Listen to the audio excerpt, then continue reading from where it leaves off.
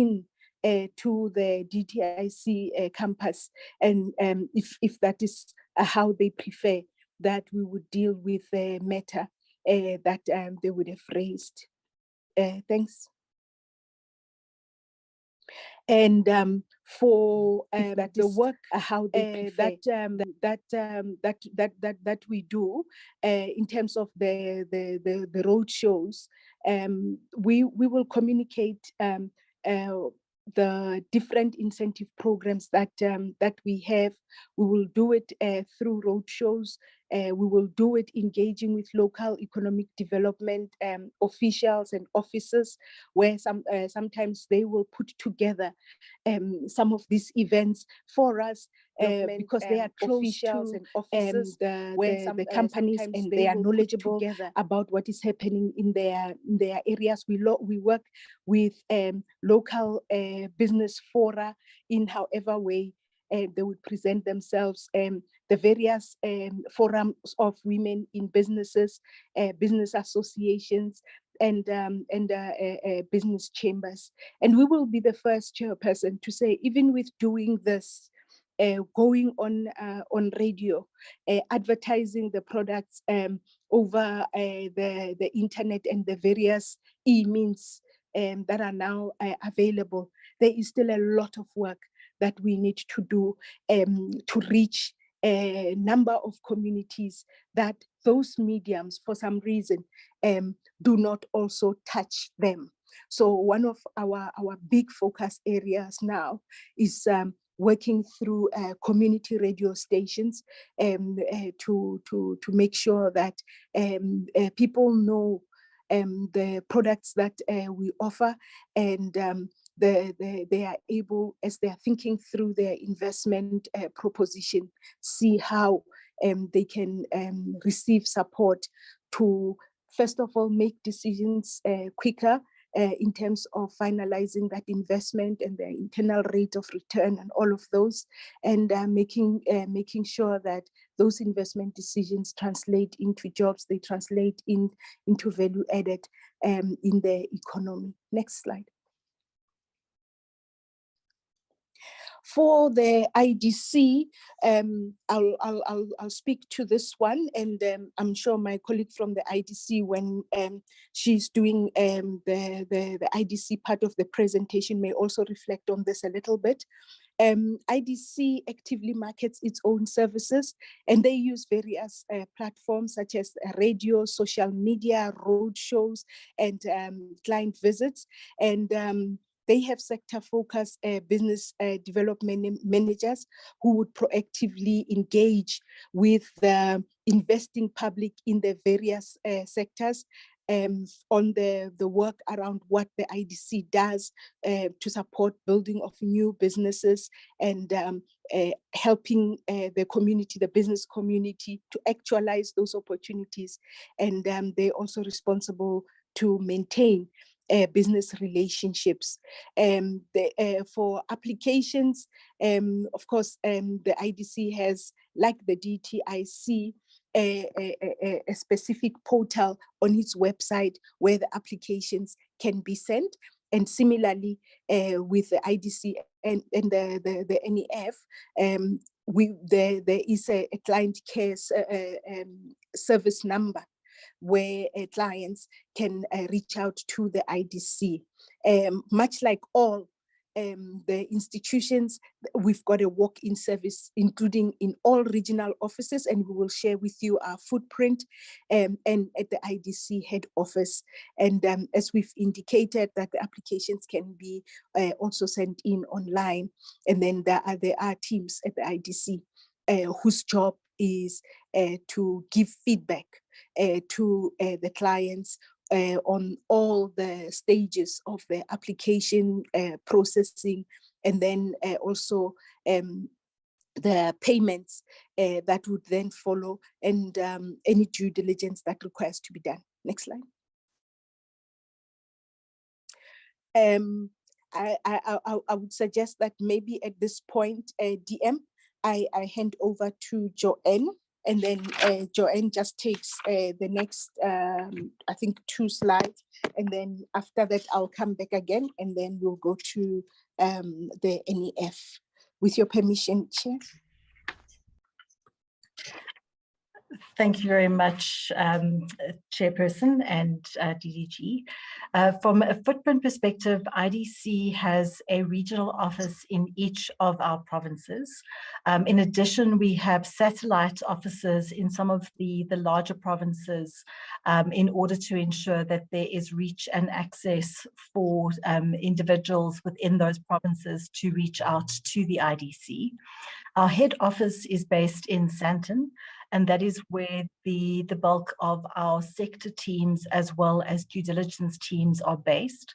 However, when a transaction is sourced and identified, the due diligence team does travel to the province in order to actively engage the client in the due diligence and effectively structure the transaction together with the client to ensure that our solutions are relevant and that we manage risk through visiting the sites and engaging with our business partners directly and on a personal and relationship basis. I think the only thing to add on the previous slides, we do have a whistleblower line on our website as well. So if people are wanting to raise concerns and not comfortable to do that through the organization, there is an independent whistleblower channel for people to utilize. Thank you. Next slide. From a complaints perspective, should there be a complaint, the first and the services hotline is a direct email into our client experience management team. So the complaints are received either directly to the services line through the whistleblower if it is a complaint, but that typically is a completely separate process where there is suspected wrongdoing, and that would be run independently. We then, the complaints may come through the department, through the presidency, through our board, or through the units directly. All complaints are logged centrally through the services team, and the turnaround time is managed within that team.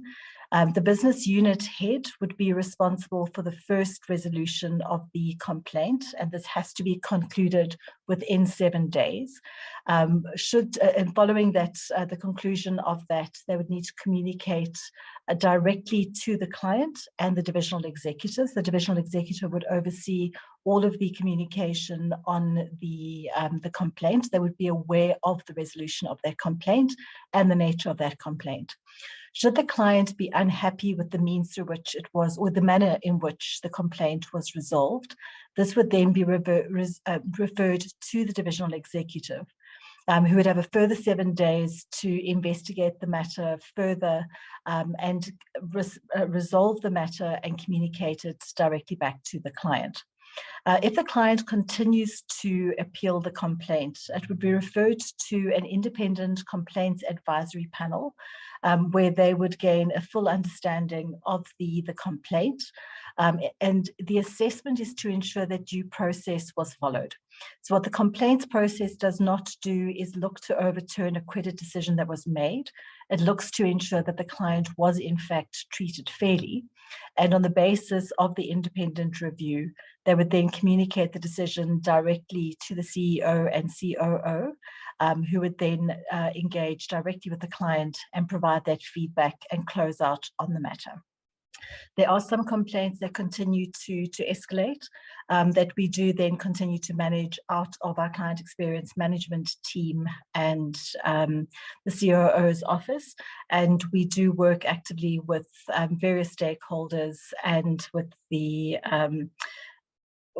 I've gone completely blank on the, where there are complaints that are escalated in order to ensure that we can address the client's concerns on due process. Our commitment is to remain fair and transparent in all of our dealings with clients.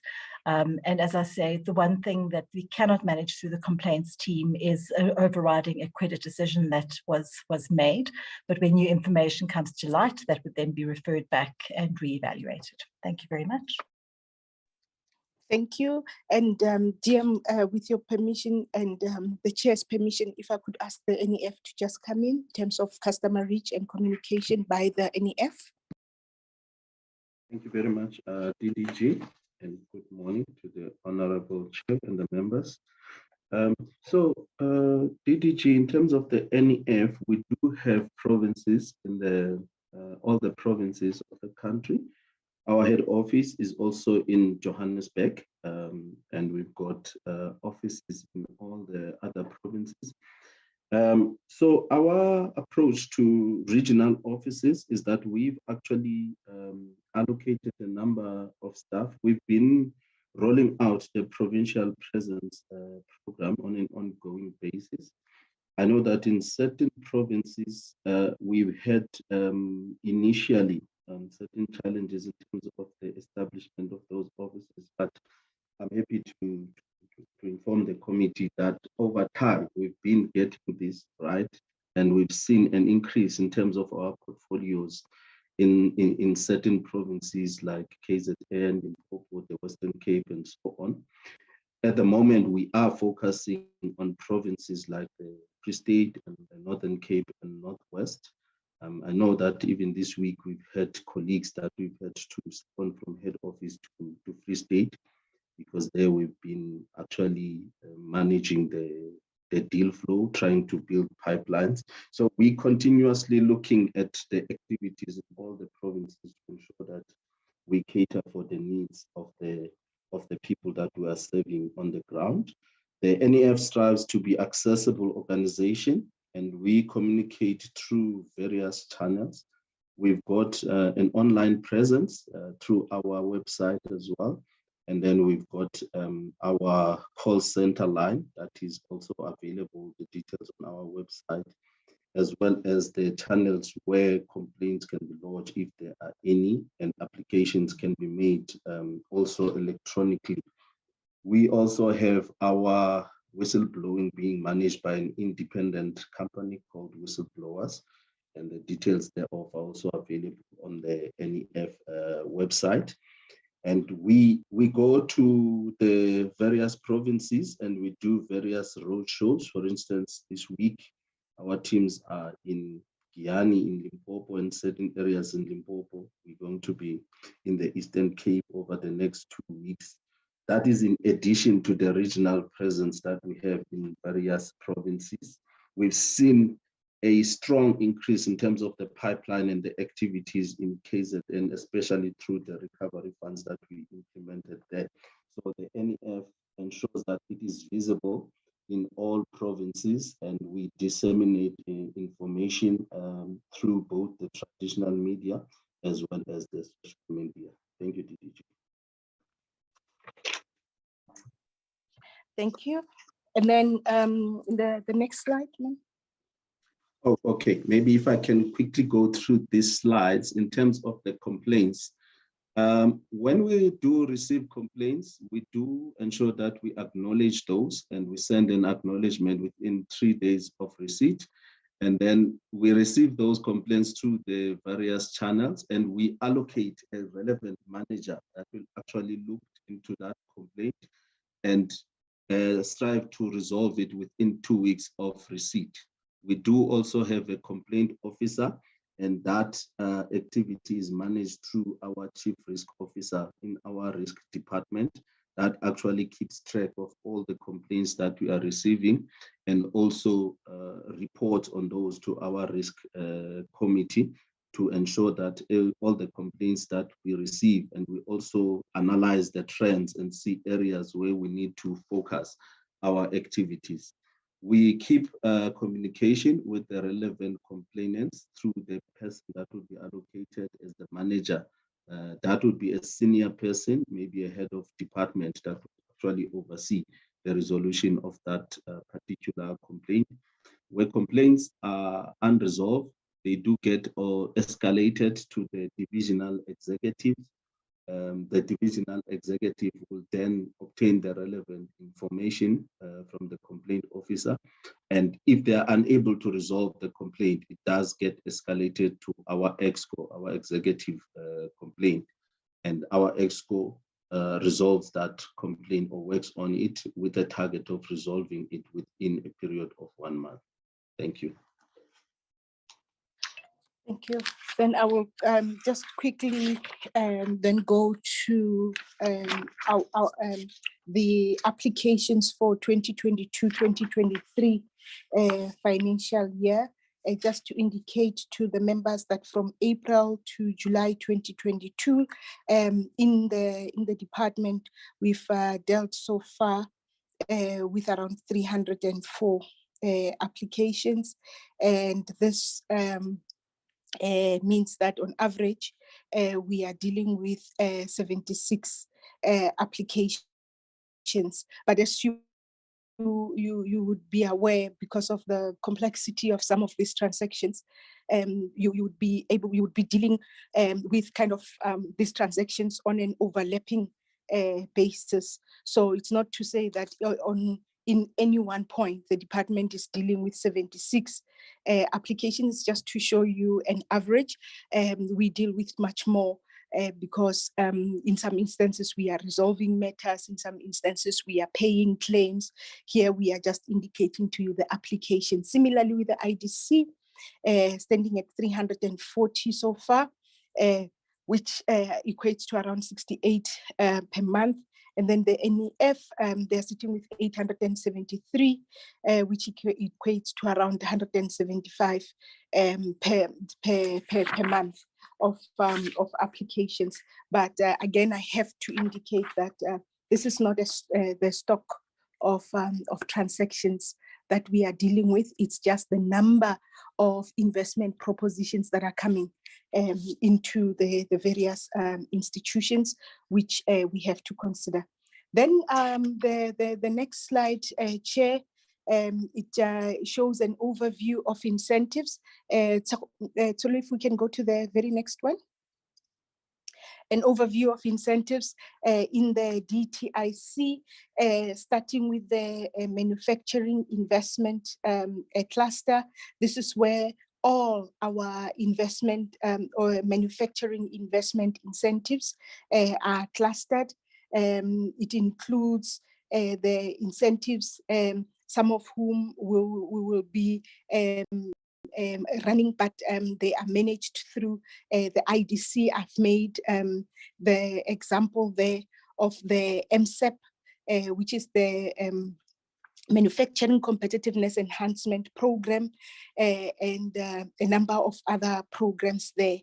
This would also have been a place where 12I, if members recall, this was the program where we used a tax incentive to support investment in manufacturing, and it is that tax incentive that has effectively run out. When you see it in our presentations, we are just showing you the payments that we are making, and where we are still in negotiations with National Treasury to try and secure more funding for the industrial sector, because really the development of this country by and large is going to come from also developing and supporting development of enterprises.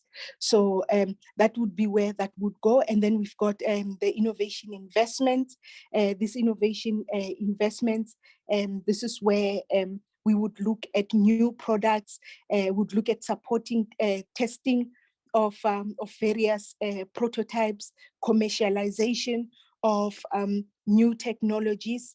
At some point, we made examples, including of the lighting system that has now taken the world by storm, that started in the airport here, OR Tambo, where when you park your car, it is that technology that shows you when you're looking for parking, where the parking is at.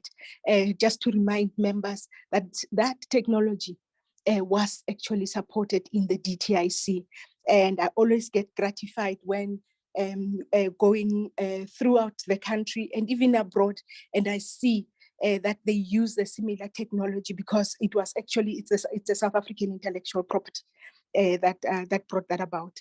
And then we've got the services investments. In the services investments, this is where our film and our global business services sector work programs are situated. And this is where we also are mainly supporting youth employment. And we, of course, youth is 18 to 35 years of age. We indicate the economic recovery programs that we've had to put in place. You'd see the MSEP again. What we have done is we are using that MSEP and we're opening different windows to cater for different circumstances. And one of the windows in the MSEP, it's about the economic recovery and economic stabilization fund, which we work with the NEF, not the IDC on. And then we do have also the funds that support inclusion, the work that we've done with our agencies to support our response as a country to COVID. Minister talks about a number of products that were produced in record time in order to allow us to be able to respond to the pandemic. They were supported through some of these measures. And then the export promotion cluster, this is where we showcase South Africa's capabilities, products to the rest of the world and help our domestic investors be able to have a stake in global markets through them exporting to those markets. And then infrastructure, this is where we would have our special economic zones and the critical infrastructure program that have also been very, very helpful in ensuring that we restore economic infrastructure, including in municipalities that may not on their own be able to fund that infrastructure. The economic inclusion cluster, this would be where in part the Women Empowerment Fund and the Black Business Fund would be located, and we manage this cluster in collaboration with the NEF. Overview of our processes from application to post-investment. I'll go through this fairly quickly, that for companies, they would have to apply to the DTIC based on information that I've indicated comes from either the various the information would be on our website. You can get it through our regional offices. You can get it even through here in the DTIC. You can call us and then we will be able to send you those applications. It is an open application, and those applications, the application forms are designed in line with the guidelines of the various incentives. And the guidelines are really what would have been the business case for us to secure funding from National Treasury in order to support that investment proposition. So we would, the company would apply, and then we will check that application for eligibility, again, informed by the guideline, and also the information that the client will be providing. And once it is checked and the issue of eligibility is clearly resolved, and we can see the potential for partnership with the client, that application is then forwarded to an adjudication committee. The adjudication committee will then meet, and in their meeting, look at the investment, look at what it is that we set out to achieve in terms of the incentive itself, and then they will make a decision. And when that decision is made, that decision is communicated to the client, and it is communicated to the client with what is essentially a transaction plan, where we outline the important milestones that must be reached for monies to flow to the client.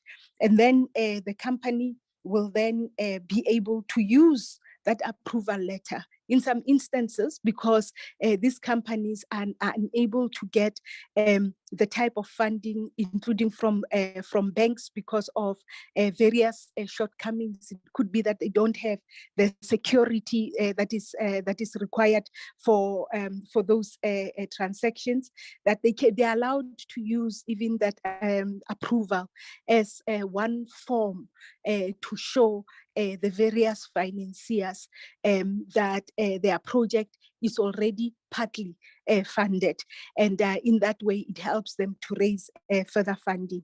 Once the project is fully funded, the various milestones are reached, then the company can submit a claim to the DTIC, dependent on what it is that we funded. We will then be able to send out our inspectors. It is important that we inspect and we ensure that before monies flow, the transactions are not only real, but that they've achieved the outcomes for which we had supported. And that is the role that our inspectors would play. And we would also, just to ensure that when you said you bought new machines, they were really new machines, send out even what people we call consulting engineers, who will then assist us with that assessment. And then we will pay. And then, of course, we will have companies that will exit our books, investors that have invested that will exit our books, but we continue to keep in touch with them, even through surveys for up to a period of 3 years, in order to monitor employment, investment, and also understand from them, from their experiences, where are the areas where we can improve further in the way that we have supported them. I did mention that we were looking at an online system. This online system is live this month.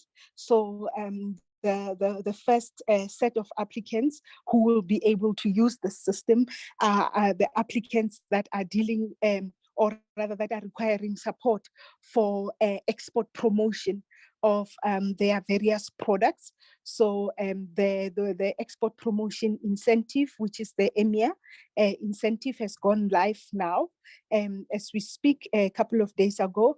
And at the end of this quarter, the Black Industrialist scheme and the agro-processing scheme would also be going live. And early on in 2023, we would also be taking the film incentive live there. This is very important, because what this process is going to do, it will help that clients don't need to call, they don't need to write, they can see on the system where their application is, and they will be guided as they are completing that application on what information will be required. The next slide just shows Chair, the information that we also share with our clients in terms of how they can access the incentives through the DTIC website and the online incentive portal as well, where they can be able to download some of their applications.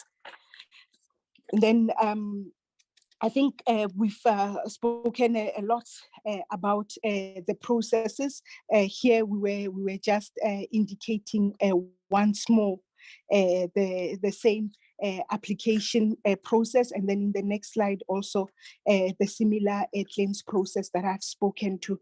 I'll now DM through you, just ask Joanne that we also share with the committee the work that the IDC is doing and how they are doing their work in terms of how we review our applications and our claims. So Chair, the IDC will be taking us through the next about 6 slides in order to help us with that information. Joanne. Thank you very much. The IDC offers a wide range of products and services to a wide range of sectors. Our focus geographies are South Africa as our primary focus of development. We have in the rest of Africa a value chain approach to to SADC, and then looking at key geographies in the rest of Africa to ensure that we support the growth of our local industries and the region, and also look at how we can drive global exports of South African and regional goods and services. The sectors that we focus on are chemicals, medical, industrial, mineral products. This was an area of priority during the COVID lockdown period, particularly, where we were managing the COVID Essential Supplies Fund. And this team led those efforts, which saw us sourcing some critical PPE to support the country in the hardest hit periods of lockdown, then continuing to ensure that we support further development in that space. And that team, together with our projects team, has also been involved in the vaccination projects that have developed over the COVID lockdown period. Manufacturing equipment and electronics remains a key focus area, ensuring that we drive localization of components. One of the key focus areas within this team has been localization of some of the renewable energy components. We have seen some challenges in that space with the historical stop-start approach to the REAP program, which has seen some of those businesses that have ended up with difficulties. One being Seraphim, we have managed to turn around, and that is now going to serve both the commercial, industrial, and REAP programs. Automotive and transport, a critical SBU, both in support of the DTIC's enormous efforts in rebuilding our automotive sector, and also a critical focus area considering the decarbonisation commitments in our nationally determined contribution, as well as the industry growth that we need to protect. So we need to ensure that we maintain the current capacity and jobs, and also grow as we evolve into new energy vehicles, serving both the commercial and the government and the transport sectors in their decarbonisation.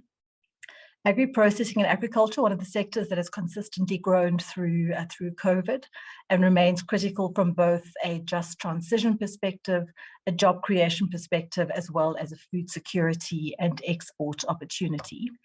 Tourism has obviously faced significant challenges over the last 2.5 years, and we have put specific schemes and interventions in place to support the sector, as we do see tourism and other services as being critical employment opportunities going forward.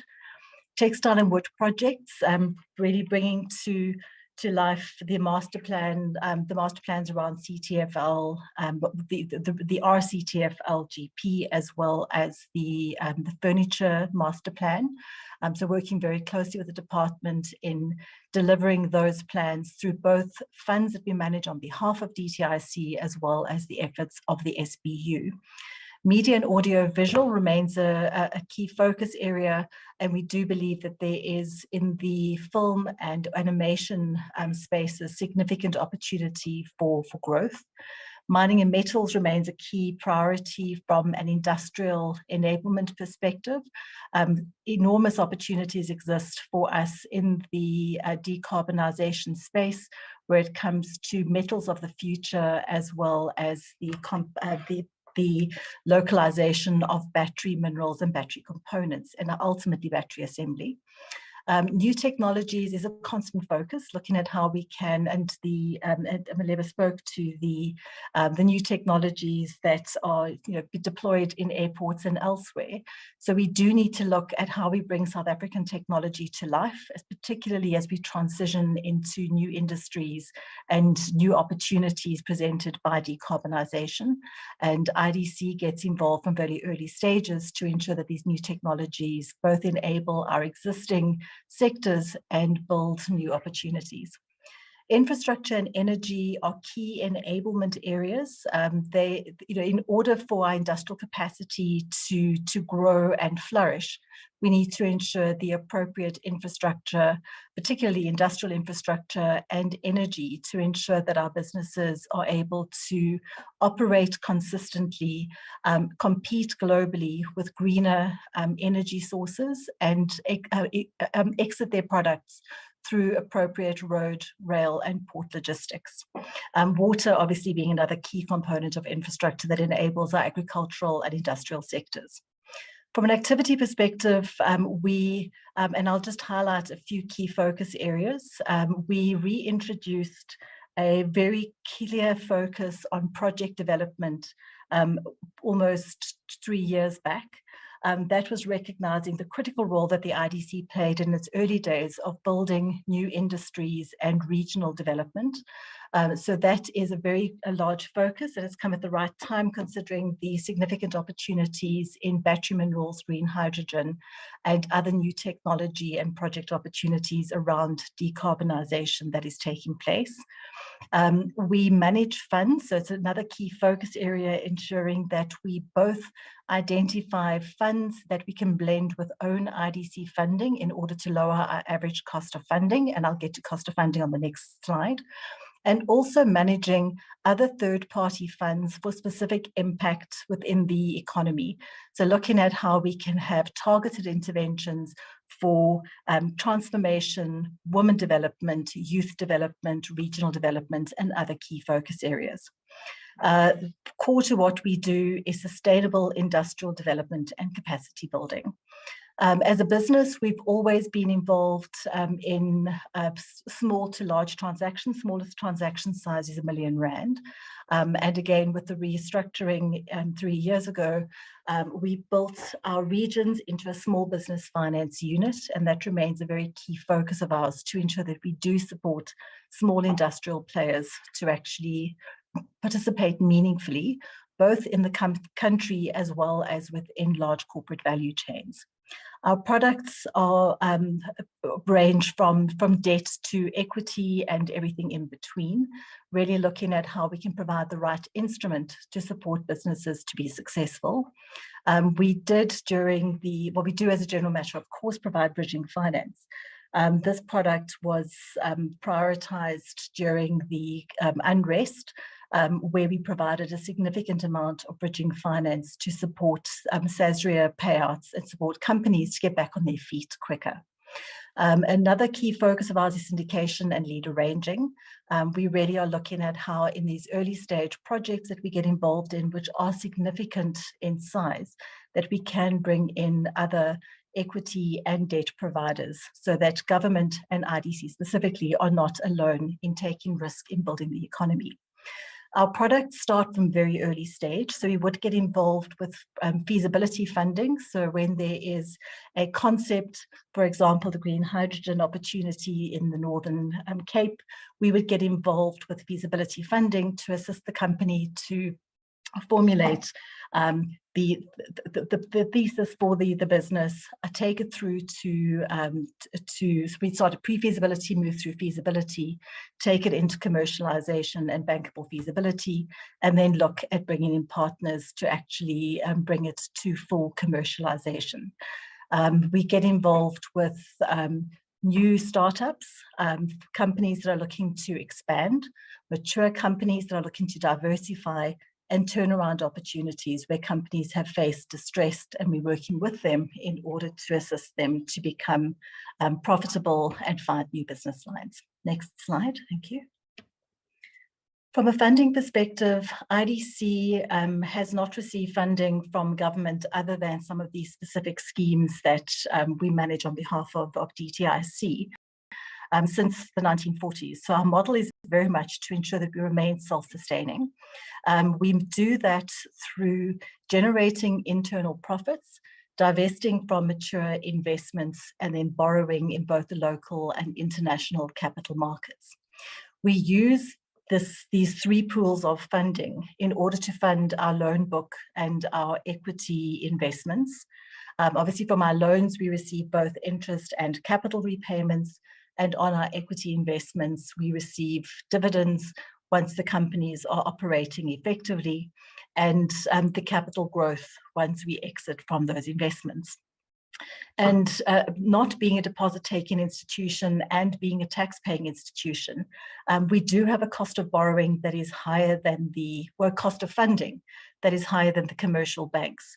So what we find is in the low risk area, we are more expensive than the banks because they have the benefit of being deposit-taking institutions. Whereas we will take greater risk because we are focused on sustainable development, and we also will provide longer tenor funding than other financial institutions would provide. Next slide, thank you. From a deal assessment process, we, again, with the reorganization, focused on building proactive sourcing of transactions because development doesn't happen on application, development happens by design. So our focus is very much to work with industry bodies, with corporates and with government to identify key opportunities for new investment. And we have business development managers focused on this proactive sourcing of transactions. And it's very much a focus of not waiting for a client to apply for finance, but identifying opportunities that can become transactions over time.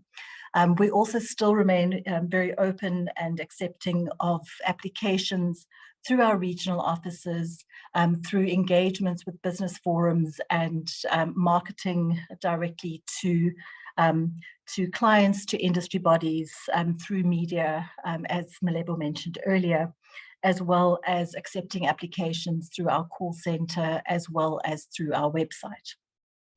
Once we have received an application, we go through a deal pitching stage to understand the key. So that's an initial analysis of the transaction to see if the transaction does have financial merit. As I said on the previous slide, we do provide only repayable facilities. Only in very rare circumstances do we provide grants, as we did in the post-unrest. But that was very much a specific intervention. As a matter of course, we provide loan and equity products, so we need to ensure at an early stage that the business has some level of economic merit.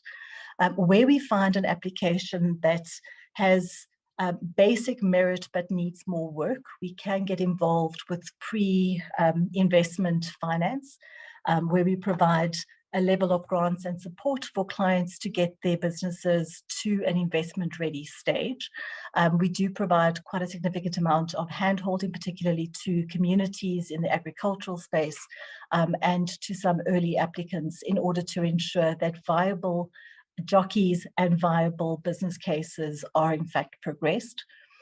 Once we have an early indication that a deal is feasible and worth supporting, it would move into the deal development forum. Below 50 million rand, this happens within the division, so it would be the heads and the divisional executive that would provide input and guidance on how the deal can be structured and key risks to address during the due diligence. Above 50 million rand, it is a panel of heads and executives that meet weekly and more frequently where required in order to provide that same level of input for the larger transactions. Once a decision is made to support a transaction, it moves into the due diligence and decisioning stage. The due diligence, and I'll touch on it later in the process, some of the special approaches to due diligence that we have introduced.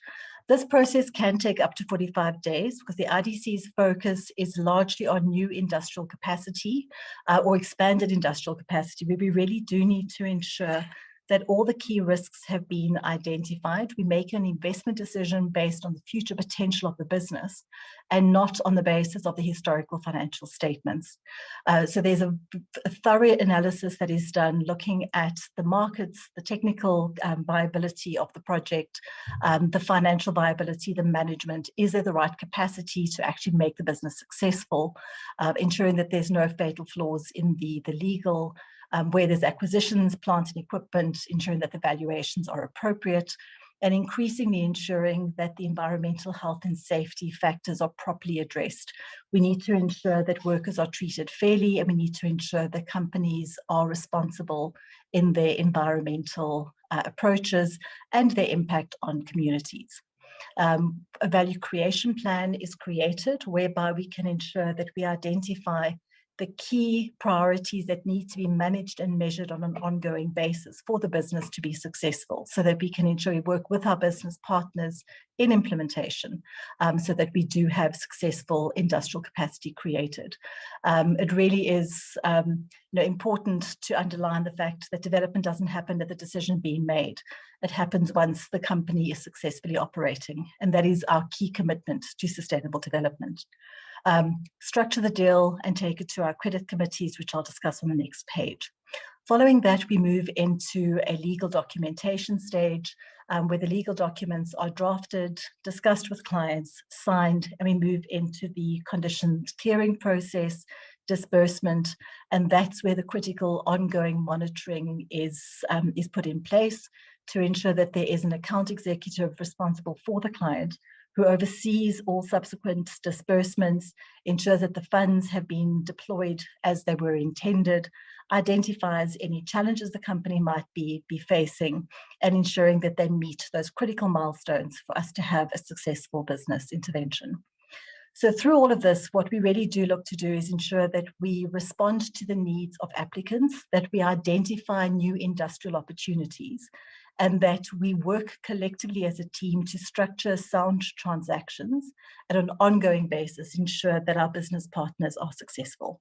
Thank you. Next slide.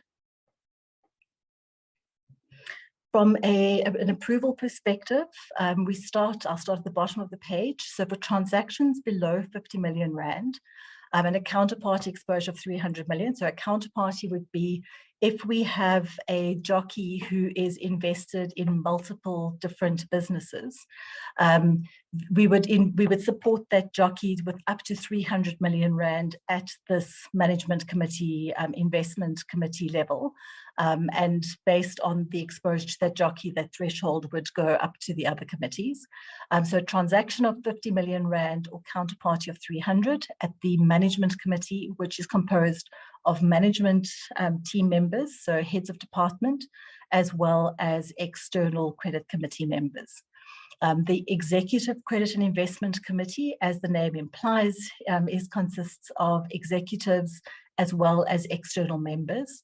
And there they consider transactions above 50 million and up to 300 million, with a counterparty limit up to 500 million. Our Board Investment Committee, and just to mention, both of those committees meet weekly. And when we have emergency interventions like the post-unrest and the flood relief, and the COVID essential response, those committee meetings were meeting up to daily to ensure that we responded timeously to the needs of our clients. The Board Investment Committee meets monthly or more frequently as required. And that committee consists of our non-executive directors, designated non-executive directors, is not the full board, and they consider transactions above 300 million. And if a transaction is greater than 1.5 billion, it would then be referred onto the board, the full board, for the final decision to be taken. And there the counterparty limit is above 500 million, up to 5 billion before it is referred onto the board. Thank you. Next slide.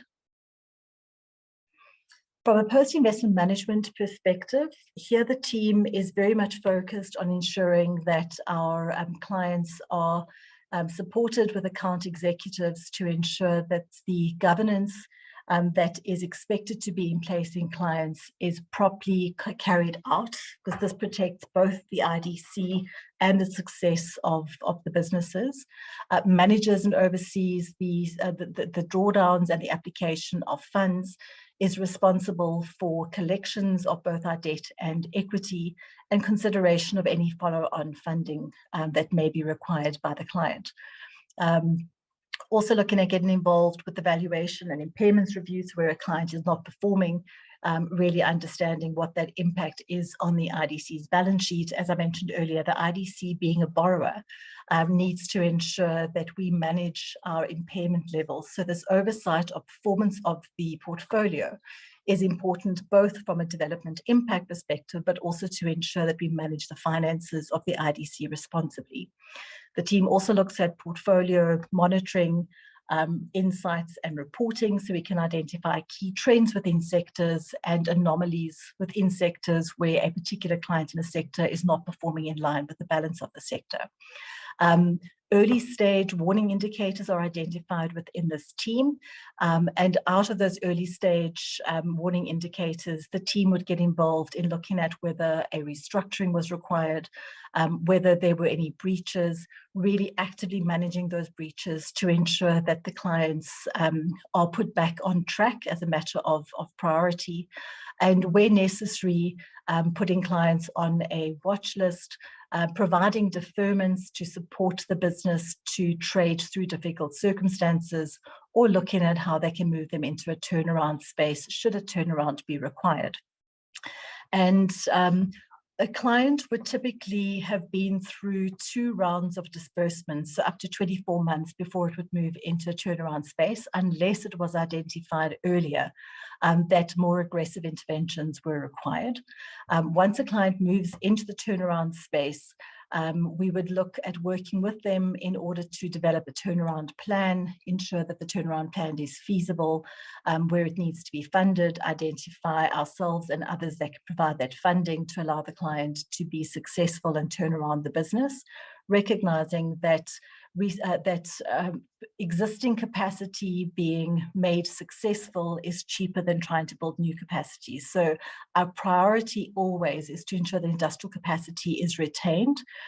However, we do need to, we're a business after 2 to 3 years and longer in certain instances, depending on the sector challenges that exist, where the business has no reasonable prospects of turnaround. We then need to look at disposing of the business or moving it into our legal recovery space. And within our legal recovery space, the majority of clients in that space have been in the space for more than 3 years. So we really do ensure that the overriding commitment and attempts by the organization is for industrial capacity and jobs to be retained. And it really is as a last resort that we would look at moving the client into a legal recoveries space. We do have a number of clients that have moved into business rescue, and that is often done in order to protect the business from liquidation threats by creditors. And it is often a safer space for the business to actually look at its recovery. Next slide, thank you. So we've mentioned, I've mentioned on the previous slide, some of the early, also the post-investment areas. So early interventions, we would look at providing some level of support through skills, knowledge, and experience in order to support clients from in early stages to be successful.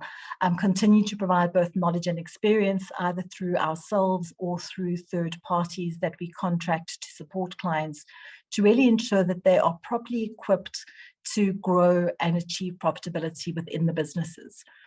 These business development capabilities include training and coaching of the client, supplementing some of the key gaps. And what we often find, particularly in small businesses, is that the technical skills are present, but the general management, financial skills, and marketing skills are absent. So it really is ensuring that we support clients with the right capacity so that their businesses can be holistically successful. Also helping them with understanding around any manufacturing and technologies, insights that are required, and developing, as I said earlier, the value creation plans to ensure that the companies understand the key priorities that need to be managed and measured, agreement between the IDC and the client as to the required reporting for us to work together in partnership to ensure that the business is successfully in a startup, successfully commissioned, and ultimately is successful in generating revenues to repay the IDC and for the business enterprise to grow. Next slide.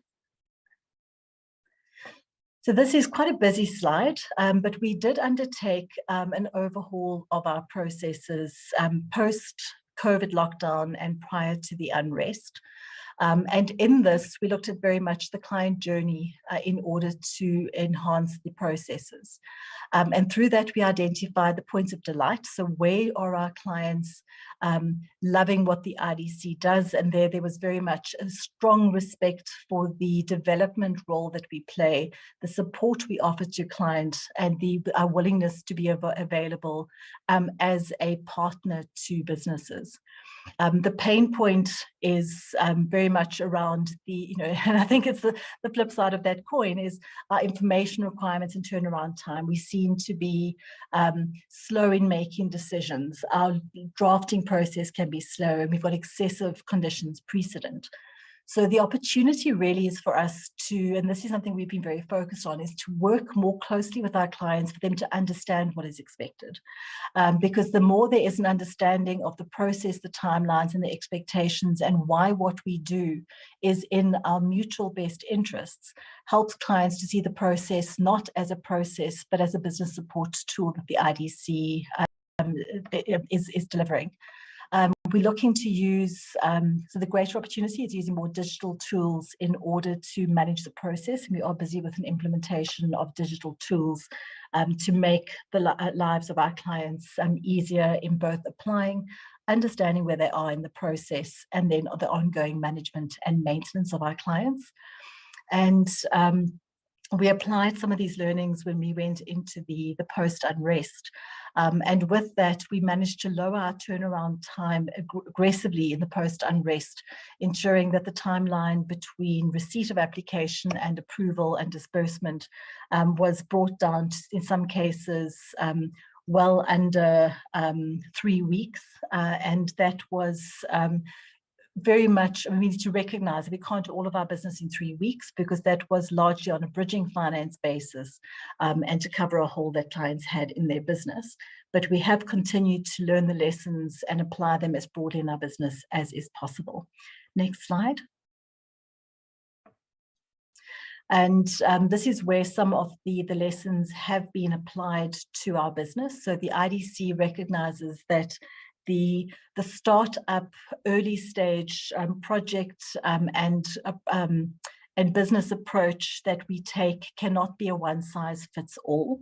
And as much as our normal process is very suitable for those startup businesses and large expansions, we do need to segment our approaches. So we have introduced different due diligence approaches, looking at a more streamlined approach where it comes to repeat business. So clients who are applying for subsequent loans must have an accelerated process relative to a new client.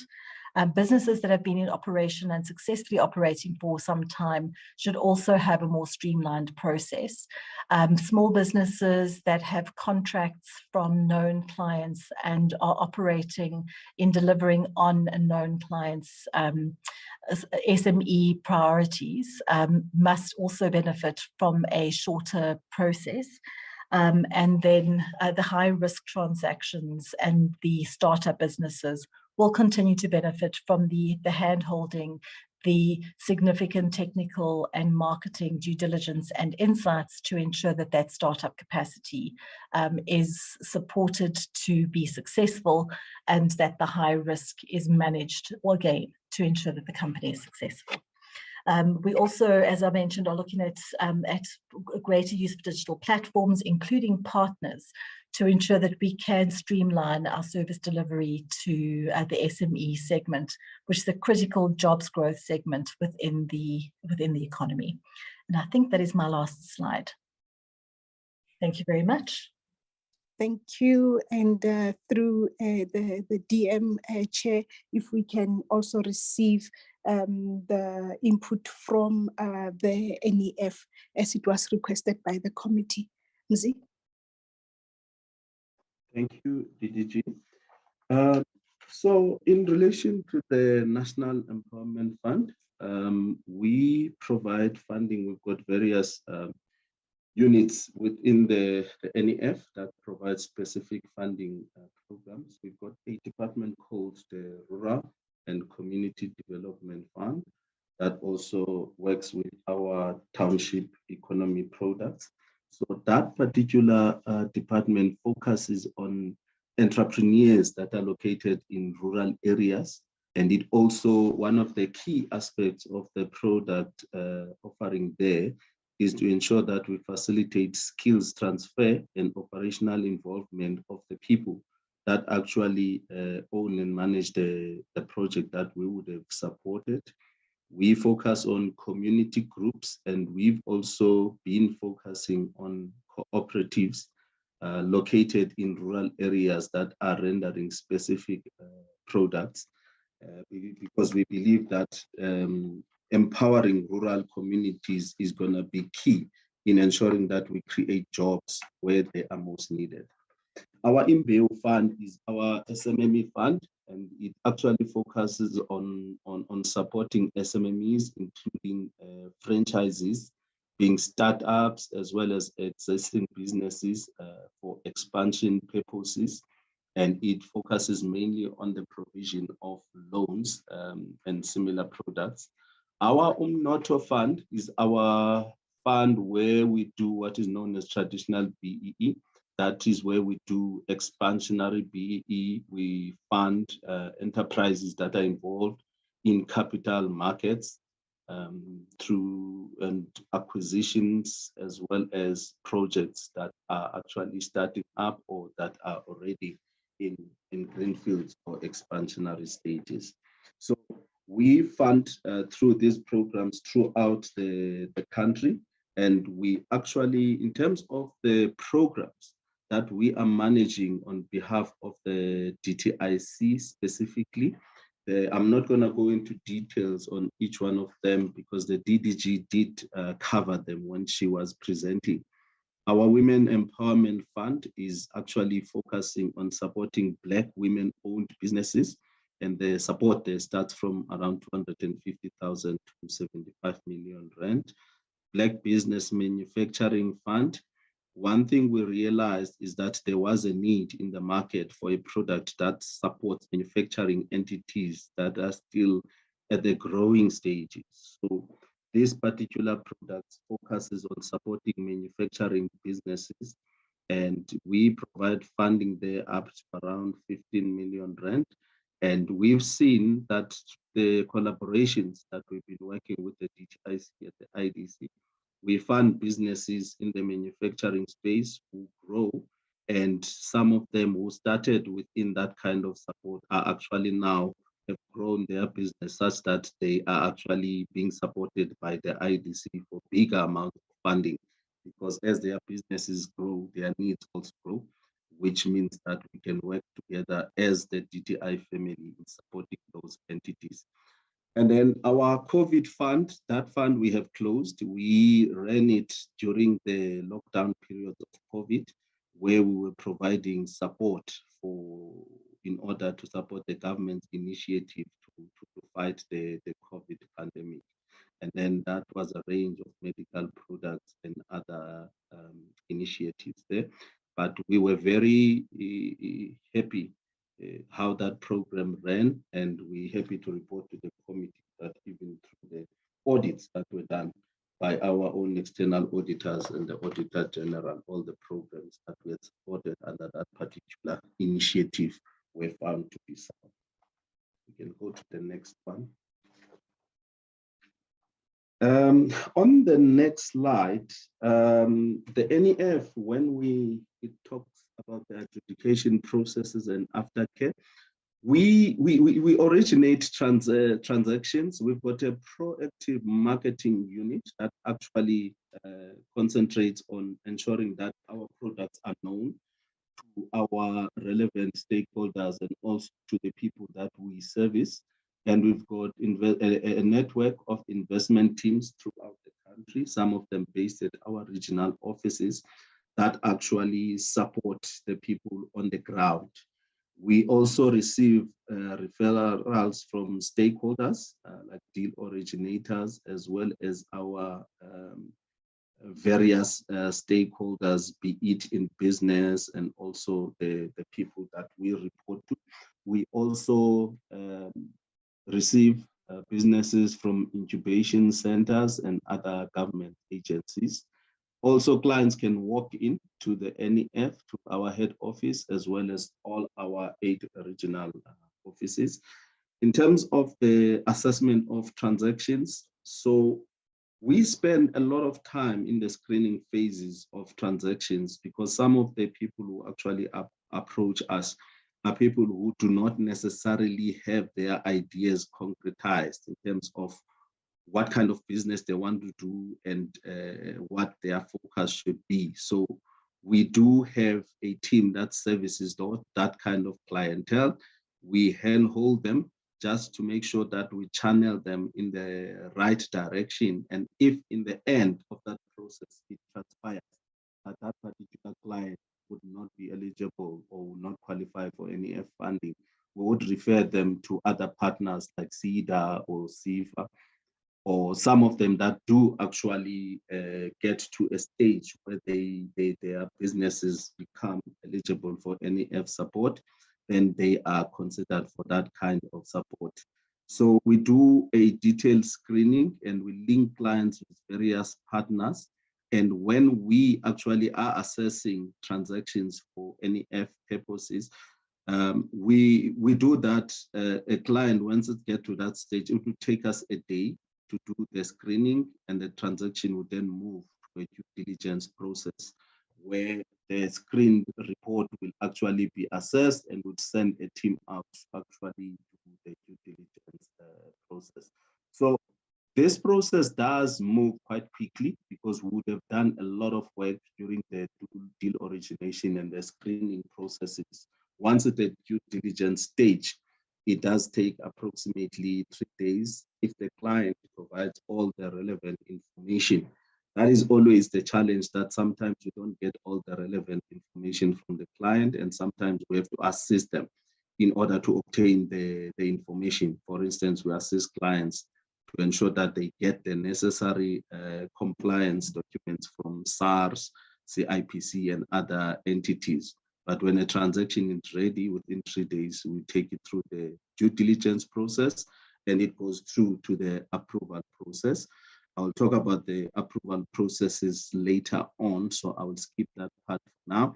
And once a transaction is approved, it goes to the legal stage. That's when we will be concluding the legal agreements. We've got templates that we've used that we have perfected over a period of time. So that process also is a smooth process. Sometimes it does take longer than a day where the client would like to consult their legal advisors, and depending on the turnaround time from the client's time. But on our side, within a day, we are able to turn around the legal process and conclude the transaction. The conditions precedent, we mainly collect them at the stage when we are doing the due diligence. So the signing off thereof, it is done within that period of the day, and we then will disperse the funds to the client, and the files will be handed over for monitoring. I will talk about the monitoring processes later on, but briefly before we move from this slide, just to touch on some of the funding that the NEF provides. We talked about the Women Empowerment Fund earlier on. So that Women Empowerment Fund is structured that when we approve a transaction, the transaction will not accrue any interest for the first 6 months of that particular transaction. And after 6 months, it will accrue interest at 1.5% fixed. So one of the key aspects of our offering is to ensure that the products that we provide, that they are actually priced at affordable rates for our market to ensure that the businesses grow and the benefits that actually accrue towards them managing their businesses go to the actual entrepreneurs. We do want to ensure that the NEF is a sustainable institution, which is why we still have an interest requirement, but we've kept it at 1.5% for the tenure of that particular product. And as I said, there's a maximum of 10 million, right, up to 15 that we provide the transaction there. And then in terms of the manufacturing fund as well, we've kept the interest rate at 2% fixed per annum. And we provide products for the duration of 6 months there, up to 60 months, which is 5 years for that particular product. Sometimes we do blend the funding that we provide to entities from funds from the NEF's balance sheet as well. And where we do a blending, we would fund up to a funding of from prime -2 up to prime +2. I think the reason why I'm touching on this, one of the key aspects of ensuring that we are doing empowerment that actually gets the benefits into the hands of the people that are getting empowered is to ensure that transactions are priced correctly and ensure that the benefits accrue to the beneficiaries while we are still part of the transaction, because we've seen in the past that if the pricing is not done correctly, someone would run a business, but they will never see the economic benefit of that particular enterprise. If you can move to the next slide. In terms of the adjudication process and the aftercare, so what we did, there is an opportunity that arose during COVID, because what COVID taught us as an institution that we needed to do things differently. So we actually changed how our committees were structured. We came up with a specific credit committee that actually adjudicates transactions. Previously, one transaction would go through a layer of approval committees before it is finalized. Now, we have actually come up with one committee that would adjudicate a transaction. And we have actually ensured that the expertise that was looking at the transaction previously, when we had a number of committees, is still being kept in this particular committee. So we do have a committee that constitutes of members from our board committees, as also members from our executive committee, the members of our management committee, people from our credit risk department. And where we are looking at transactions where we're running the DTIC products, we'll also invite a colleague from the DTIC to also sit as an observer in those meetings so that we get the input from the government side to ensure that we constantly aligned in terms of what government is doing in terms of our product. So what this has done for us is to ensure that we are able to finalize the approval processes quicker. And we've actually increased the frequency that this committee sits. It sits at least twice a week, and where there's a need, they would sit more than that, maybe 3 or 4 times a week when we are having high deal flows, to ensure that transactions that have gone through the process, they are not held up to the approval process. They are approved quickly. And during the time when we were dealing with the recovery fund, for instance, this committee was even sitting on weekends and also after hours. And when there is a need, we will continue to do that.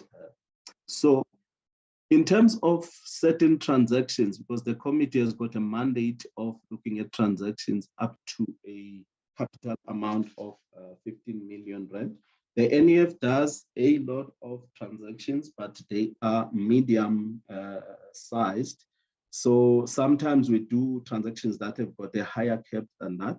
And those transactions would require that they get approved by our board investment committee.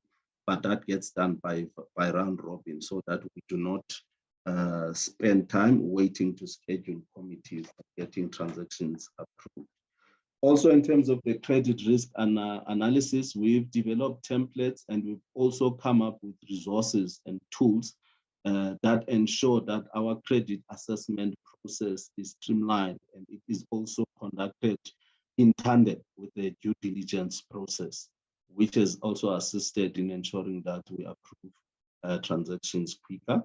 Our legal due diligence process is also aligned to our credit and also commercial due diligence process.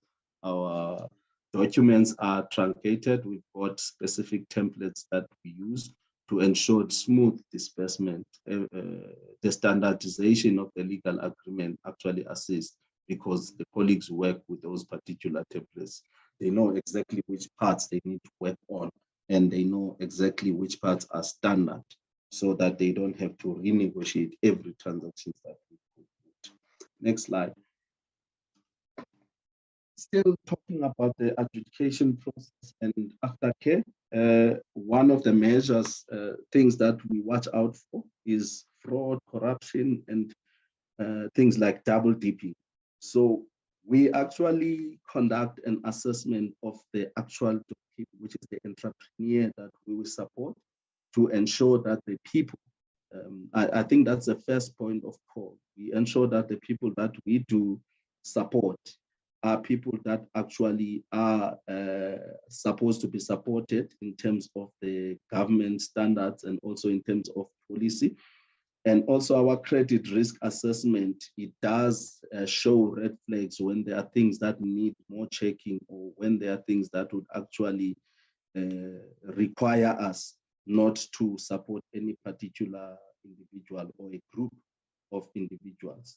And also our approval committees, we've ensured that we have diverse skills within those committees, from credit and also from people who've got audit background, who are able to assist in identifying certain aspects of the transaction. We do make disbursements directly to suppliers as far as possible, and we limit the funds that actually go to the entrepreneurs to the working capital portion thereof, just to make sure that we manage the risk of funds being mismanaged whilst they are sitting in a client's account. Also, our account verification systems have really assisted us to ensure that we support valid and credible companies. We don't support shelf companies, and we also support the entities that were actually intended when the approvals were made. We've got a post-investment department that gets involved in a transaction within 2 weeks of disbursement. And when necessary, they do get immediately, where we're dealing with short tenure projects. This happens especially when we're doing contract finance. We would need to get involved from a post-monitoring perspective earlier than the 2 weeks. And also, we ensure that our staff members are always alive to the fraud issues, and also our fraud hotlines and the external entity. I've lost sound. Is it myself or is it the presenter? Oh, can you hear me now, Chair? I can Maybe hear it's you on now. the side, Chair. Maybe it's on the side, Chair. Okay. Proceed. My apologies. Thank you, Chair. So we actually, one of the things that we used to be a challenge in the past is that we would support transactions when we need to share information. For instance, with our shareholder entity being the DTIC or other stakeholders within government, clients would not be comfortable. So, but we have incorporated provisions in our agreements where clients consent to that upfront, so that we do not have challenges at a later stage. So we do share information with our government stakeholders, and that is something that we have legally dealt with. And we've also looked at that in light of POPI and other applicable legislation. We'll move to the next slide. So the aftercare services from the NEF, we've got the post-investment department that monitors transactions. So we ensure that wherever we've got portfolios, we've got people that are actually based where they'll be able to visit those transactions in short space of time, because we provide a lot of support to our clients, from compliance, monitoring in terms of the agreements that we conclude. We ensure that the clients are compliant with the law, and we also provide technical mentorship and support. That includes back office support, where we actually provide accounting services. So all our SME clients, we provide back office support or an accounting firm that will actually produce management accounts. And that service we provide free of charge to our clients, because one thing we have realized is that our SMME clients, they are very good in terms of the technical running of businesses, but they don't necessarily have the financial skills or the expertise to ensure that their books are in order and that they are producing the management accounts when they are required, which leads them to being in default and not necessarily keeping tabs on the financial aspects of the business, which becomes the lifeblood of an SMME business. We also provide market access opportunities. We've got a network of entities that we work with. I think the advantage that we have as a funding institution is that we support businesses that have got relationships with a lot of corporates and other entities. So we utilize those relationships in order to ensure that our clients network amongst each other, and they also get access to opportunities that might be suitable for their businesses within the networks that we as an organization have. Businesses, we have acknowledged that they do go wrong at times, which is why we've got the turnarounds, workouts and restructuring department. So when clients get into financial distress or when they get into other challenges, we do manage them through that particular department, where we would provide interventions that would ensure that we are able to rescue that business and we bring it back to sound financial and commercial footing. And it then gets back to what we now call the post-investment department. So we provide all of this to ensure that we contribute towards ensuring that the clients are sustainable and we recover the capital that we've outlay. What we've ensured as a NEF is that as an organization, we become sustainable. Historically, the NEF, we've had, for instance, recap challenges.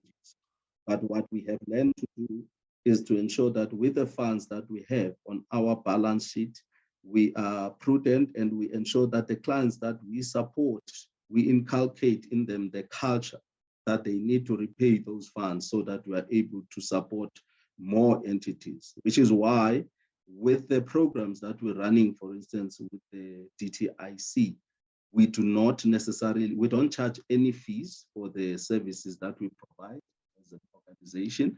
And also in terms of the interest rates, we're not trying to make a huge amounts from those funds. What we want to do is to ensure that we achieve the empowerment, but also ensuring that the organization is financially sustainable, which is something that we have done successfully over the last few years. And then the last slide, Chair, I'm not going to go into detail into it. That slide, it actually summarizes what I've gone through at the moment. We've done a lot of process improvements. At the moment, our committees do meet virtually, and also the fact that we've managed to actually constitute a committee that looks across all projects and is able to approve transactions in one setting, that has really assisted in streamlining our processes. And also in terms of the frequency that our committees meet, they meet at least twice a week, or they will meet more times when there is a need. That has also assisted in ensuring that we don't wait when transactions are ready for approval. And also, I think we're also grateful to the DTIC and Minister Patel, because he has actually instituted a forum where, as the DFIs, the ITC and other entities within the department, we meet. We actually go through the processes and we get input from the principals in terms of areas of strengthening and collaboration. So that has really assisted us in working together as the entities of DTI and also other arms of government. We work very closely, for instance, with SASRIA and SIFA last year when we were doing the recovery product. And then in terms of all of the things that we've done, we've seen improvements that we've reduced the standard NEF approval timelines significantly. There will always be transactions that take longer, where they have challenges like compliance issues or where there are disagreements with the clients. But we are very happy that the majority of them were able to finalize them within a shorter period of time. Thank you very much.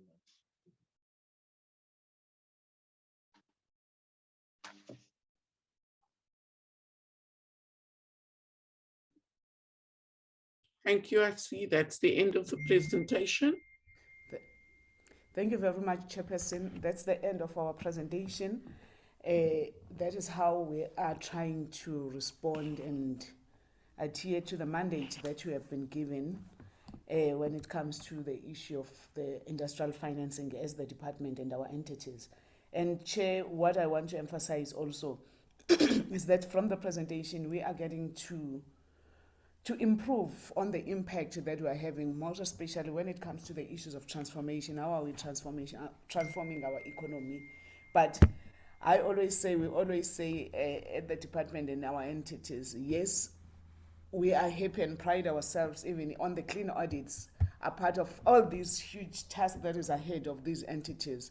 But now we want to see more on the impact on how much are we denting the challenges that you are faced with. But lastly, Chair, what we have decided upon as the department is that, as we have heard in the presentation, the institution talking about a huge amount of the complaints that we sometimes get.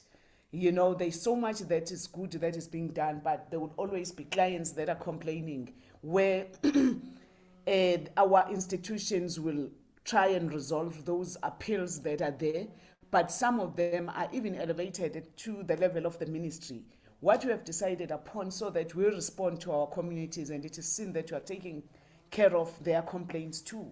We have decided to come up with an ombuds office within the department where some of these complaints are really that do not find joy within the institutions, but we have a level where we are saying whatever has been elevated, we have got at that ombuds office that is looking at those complaints and try to make sure that we resolve those complaints, because at this level now, when we get them, we have to refer them back, and maybe as the clients were not satisfied, they don't even find joy on that. So that is where we're getting to, in making sure that we try to open up more for our clients to be more accessible to us as the department and our entities as such. So thank you very much, Chairperson.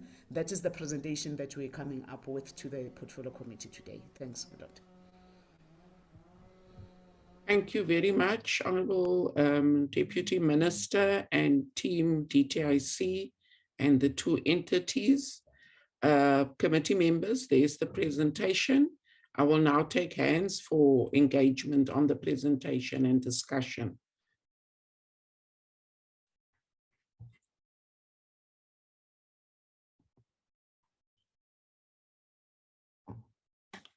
Right, I have two hands at present. Can I then start with Honourable Malamacha, and then Honourable Mbiani, and then Honourable Dr. Tswaku. No, thank Chair. Hope this network won't be a problem to me because of the ESCOM story. Let me take this opportunity to greet all members on the platform, DM and your team.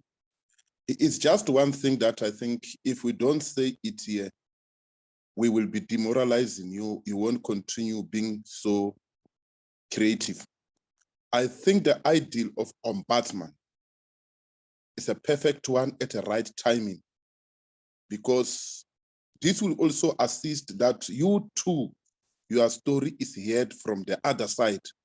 Because in many cases, people who are complaining of not being funded are people who don't necessarily qualify. You will find that because this person can make huge noise, is going through all these doors, but there's something that is not complying and you cannot go to fund. I think this must be given a thumb up and job well done on that. This is what I just wanted to add on your presentation. I'm saying it is a solution to the problems that has been there for long. And the entire presentation, one can say, is very detailed, self-explanatory. I wonder why people are really not qualifying. If you follow all the steps that have been said and taking into account the number of applications in the offices, somewhere one can see the government is hard at work to try and transform this economy. The other suggestion will be, in future, it will be very much appreciated that if Minister of Small Business is also touched base, so that at the end of the day, we assist even on paperwork, we also assist on their side to ensure that our people benefit. Thank you very much, Comrade. Thank you very much, Honorable Malamacha. Honorable Mbuyani. Thank you very much, Chairperson, for the opportunity.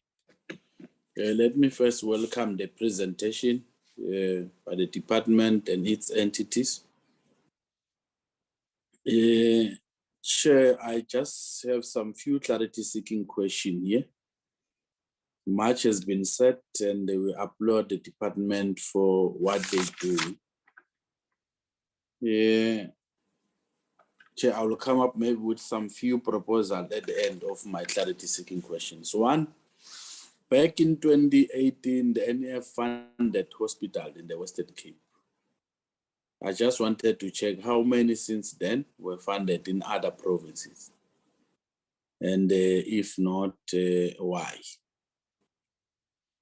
Also, question number 2, regarding youth manufacturing in the gas industry, which are pro-COVID and related factors, what can NEF and IDC do to assist?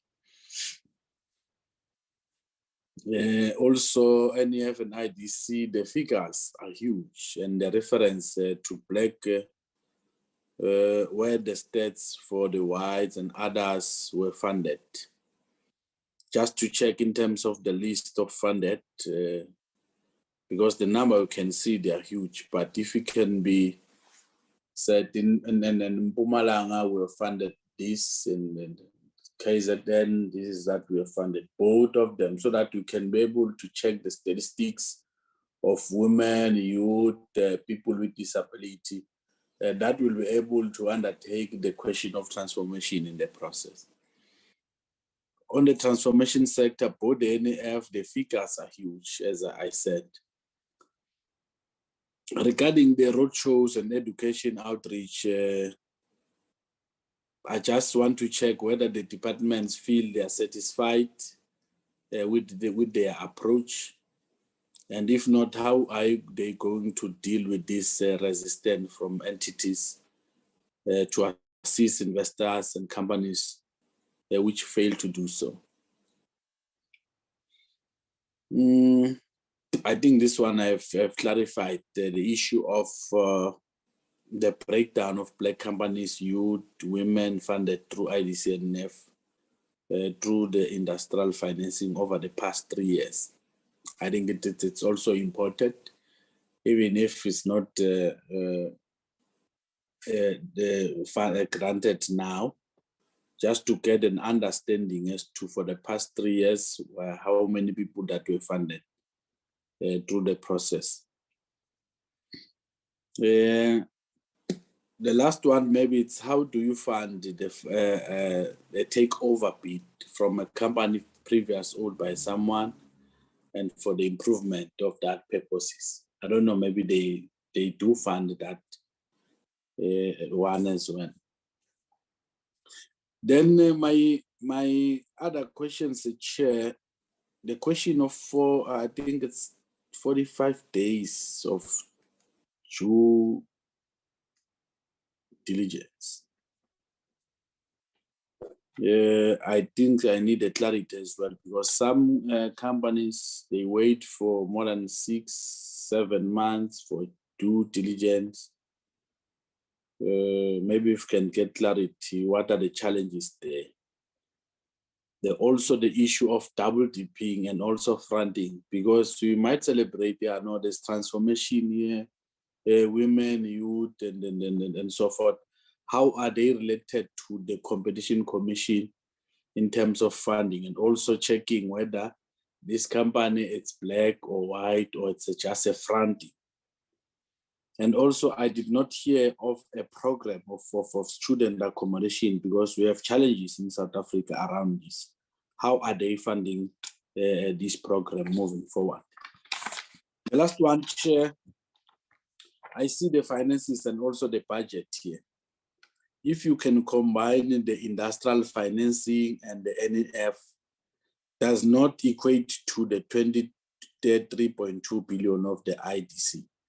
And even if you can combine with the transformational fund of 192 million, I just want to check in terms of statistics, how are they going to be able to transform our society and the economy as well, while there's minimum budget in terms of the transformational fund. Thank you very much for the opportunity.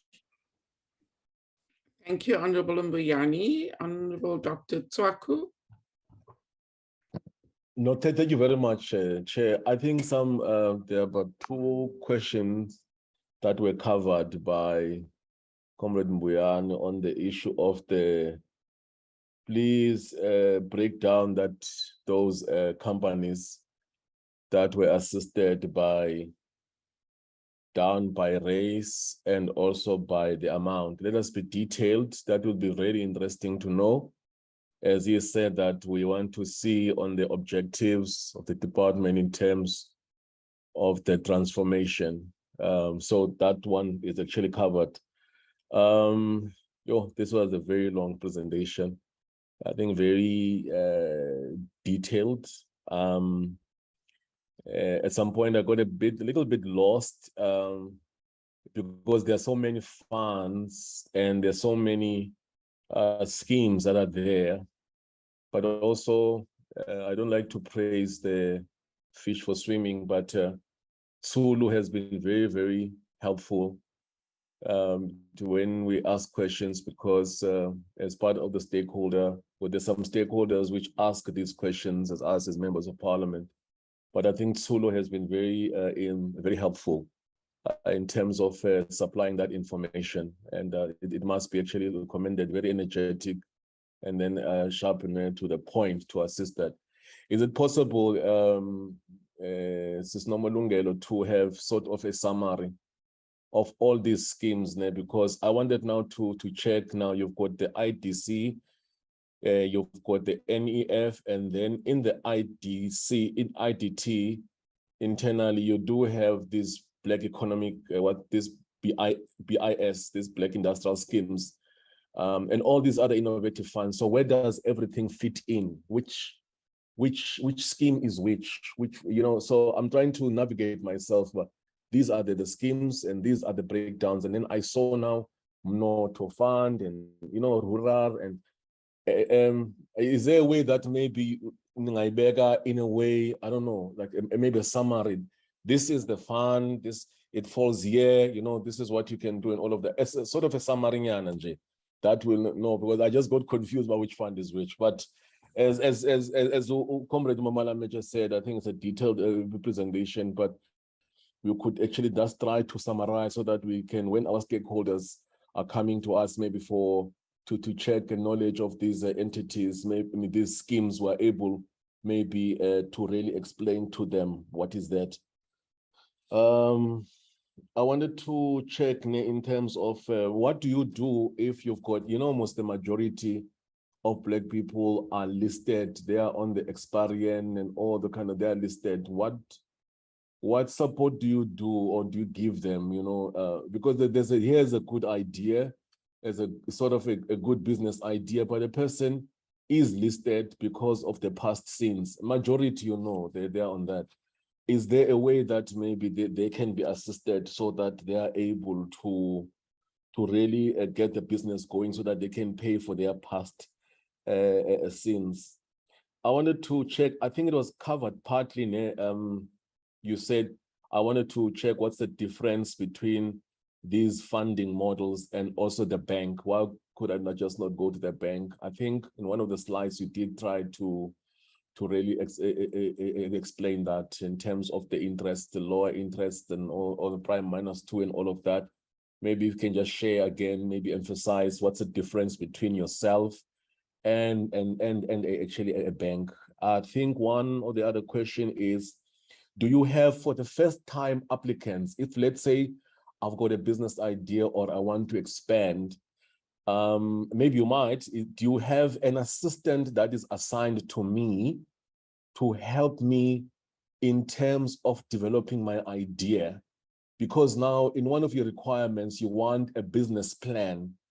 Do you probably do what you call the non-cash support so that you are able to, I'm able to do this business plan? Because remember, of our past background, not having, the resources, we don't have this generational wealth, but we have this idea, but business plans out there, they cost 20,000, 50,000, So do you have a facility where you assist these young entrepreneurs or this young business person that's got an idea, but they need to really have this business going? Okay, how many small scale farmers that you've assisted? Because if you've got a very small, if you get as many small scale farmers as possible, you're able to create jobs, because ultimately at the end you want to create jobs. Have you funded any small scale farmers out there? Okay, I've seen your numbers of the SMME. I think continue to support those SMMEs. SMME is one of the things that you can use to to create jobs. So the more you increase and put more emphasis on the SMMEs, because for example, if you fund 100 SMMEs and those SMMEs employ, let's say 10 people per SMME, so you've created something like 1,000 jobs, if I'm not mistaken, already. So it's a multiplier effect. So you need to continue and take those billions and spread them down, into smaller chunks, so that you are able to do that. All right, I think that maybe is there.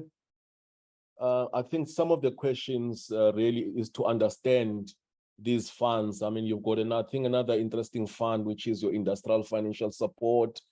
And then now you've got these new systems of online incentives and capability advisor services. So there's a lot of information, as I said, Sis Gina and Malebo and no Pramzi. So I wanted to check when I chair, is there, I think Tolo, so the stakeholders can still use Tolo to really decipher some of the information and maybe to get a clarity on some of the issues. I think the other ones, they are more technical, maybe to understand these funds. I think one of the last ones, Chair, very important question for me will be to say, are all these loans, do you have any grants especially for manufacturing? If someone has got an existing manufacturing plant, but the person wants to grow and wants to bring in more people and more and create more jobs, really, is there any grant to actually do that, to expand for manufacturing? Especially you're looking at the kids, there's a problem, maybe the IDC and they might look at.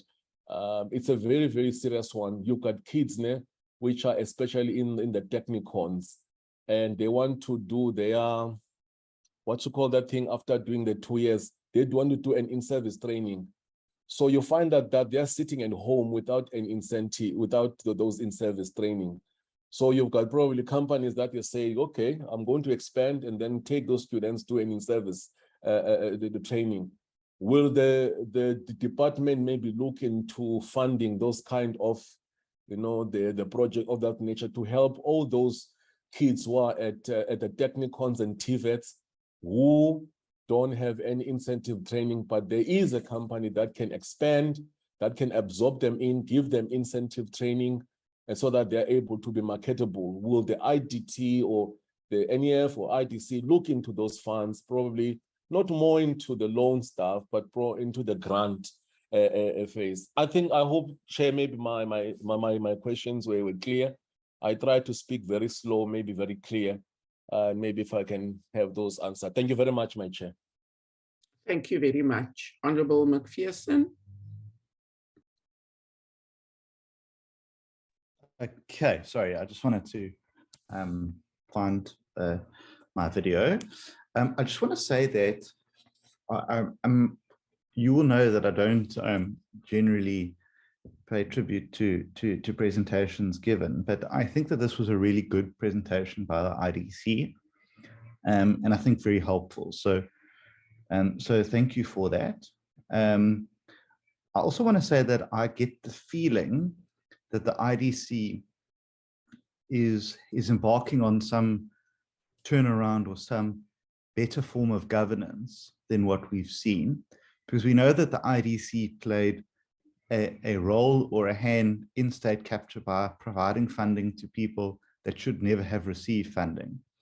The Guptas being one of them, and many other questionable deals that have been ventilated in the public. So I get the sense that there's a view in the IDC that it needs to get back to its core business, which is funding bankable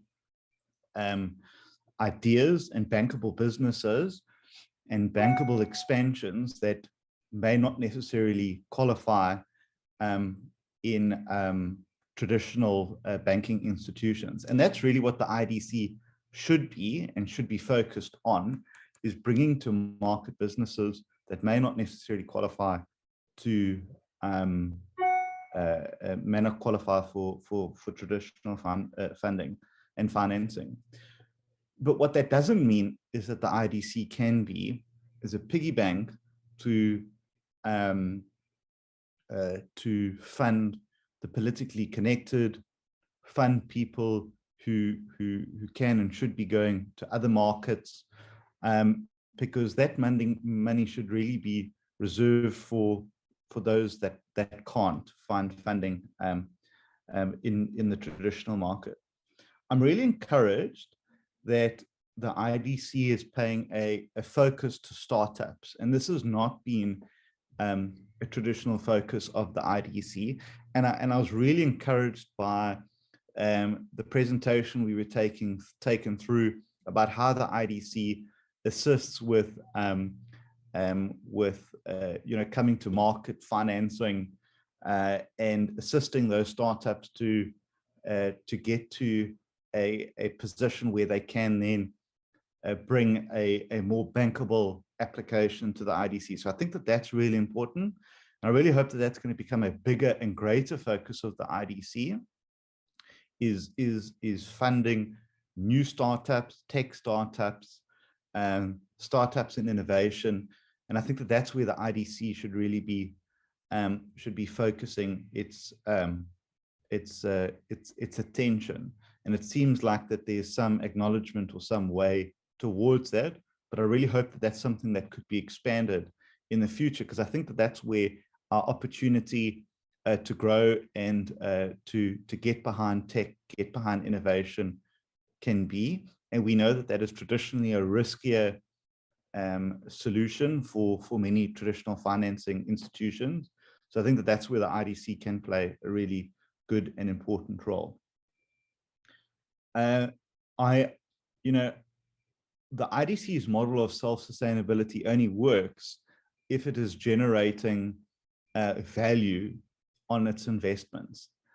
And I think that this is where the IDC's problems have existed for some time, is that many of the investments have been questionable. And so the ability to generate revenue and generate value in their investments has severely been undermined by some of the investment decisions they've taken.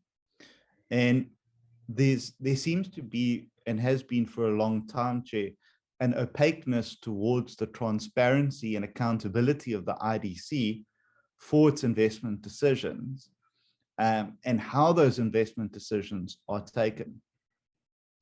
And so I really think, and it's something that this committee has not been particularly focused with previously, but I think that it's important to assist the sustainability of the IDC for the many reasons that I've spoken about previously. If we are to see a firming up of governance and a more focused attention towards startups by the IDC, the self-sustainability of the IDC is then critically important, and the investment decisions that they've taken and will take in future then become of extreme importance for this committee. So what I understand is that there still continues to be a large bad creditors book within the IDC. And I think that, Chair, that we need to understand, what does that book look like currently? Where have those loans been made? And what are the status of them? So I would really request through you, Chair, a current presentation from the IDC about where their bad loans exist, who they exist to, and what the prospects are of recovering some of that as creditors. I think it's important we get to the bottom of that, and we understand where that bad book is going and what the impairments for the IDC look like.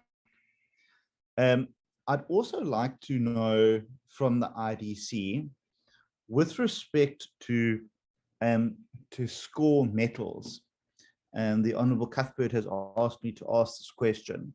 So I'll ask it on his behalf because he has been having some technological connectivity issues.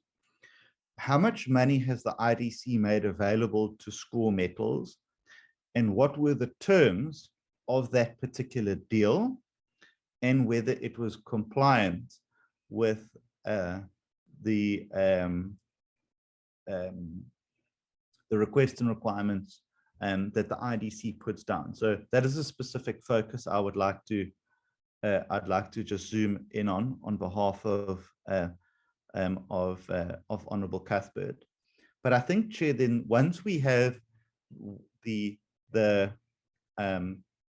bad book from IDC, I'd then like us to have another meeting and then be able to take us through what were the reasons for some of those impairments or continued impairments, and then what are the IDC's prospects of recovering some of that money owed to them, and then importantly, what decisions or what accountability has been taken on those deals that were maybe granted in a questionable fashion.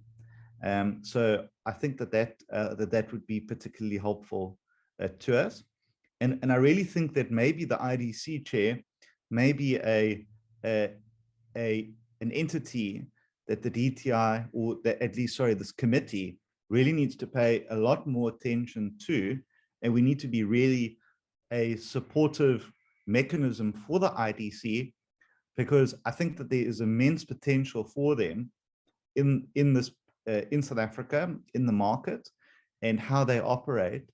And to be honest, I think why they went down the road that they did previously is because there just wasn't enough oversight of the IDC. And I think that with our oversight role and our assistance and our views, I think that the IDC can only get stronger and can be a bigger asset to development, to job creation, to economic growth, and also, you know, have a bigger focus towards new startups, new businesses, and ensure that the bankability and the viability of those businesses are sustained, and that we don't see questionable loans being offered, particularly to the politically connected. As the IDC will know, I've asked a series of questions over a number of years about some of these loans. And we had loans that were granted for 60 million rand to the politically connected, and they've never been repaid, and they've just certainly been written off. And for every rand that's written off by the IDC, it's 1 rand less that could go to a business that could become a multi-billion rand business that generates revenue, creates jobs, and drives economic growth. So I hope that that's helpful, Chair.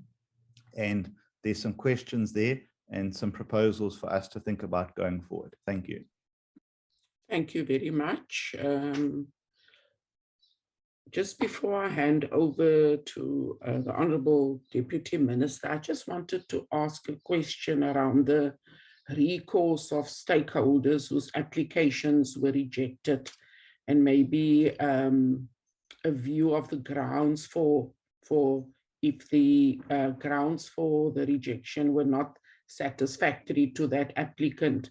And I think as PC members, we all know of a particular applicant who has been communicating with all PC members on that matter. And then any enterprises that might have taken legal action against any of the entities as a result of a rejected application, and sort of what legal actions are then taken, and what are the outcomes. I think we also, maybe this has been covered, but if we can just get more information on what are these institutions that have been presenting to us this morning, what are the communication strategies with regards to reaching communities so that Black entrepreneurs are aware of their products and offerings. I think it's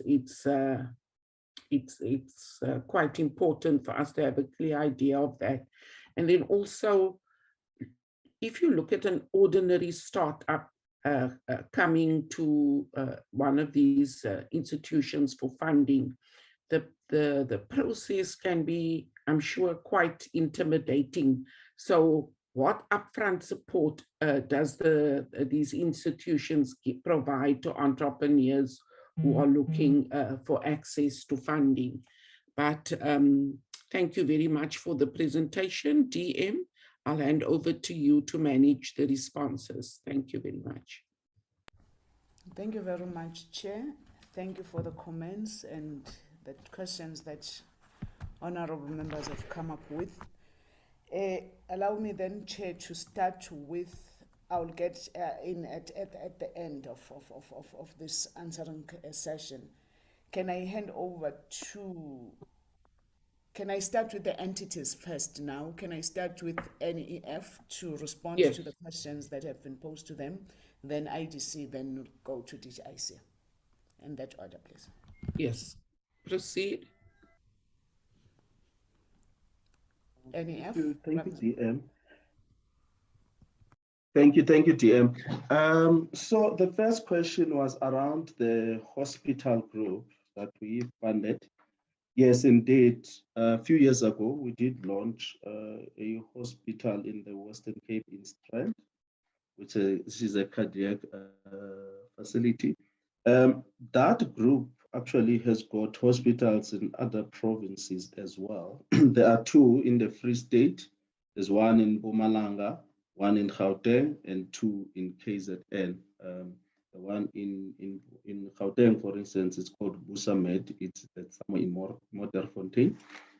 It's one of those groups that is growing, and they've actually making inroads in the private healthcare sector, and they are providing affordable healthcare services. We funded them as the NEF, and they have since also received funding from other entities, including the banks. They are now sitting at around 2.5 billion rand net asset value entity, and it continues to grow, and we continue to work with the entrepreneur to ensure that they actually access more doors. In terms of the youth and manufacturing, we welcome opportunities to assist the youth, and we would welcome if the honorable members, if they've got those opportunities, if they can please refer them to us, and we'll be happy to assist.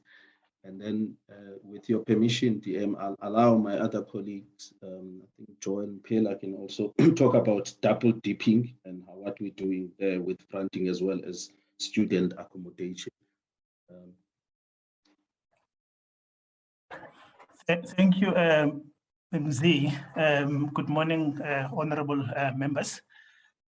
So as far as double dipping is concerned, we do conduct extended due diligence just to check that also they are not, applying, at other institutions for the same scheme. So with that, then we are able to detect if there are any, potential double dipping. One or two that we have identified, we managed to stop them, and get them to also give us undertaking, which is a letter that they sign under oath to confirm that indeed they are not engaging in such a practice. So through this process, we are able to manage and then avoid as such. In terms of the student accommodation from the NEF side, we are very active in the sector. We have these engagements with the universities where we understand their demands in terms of the student population.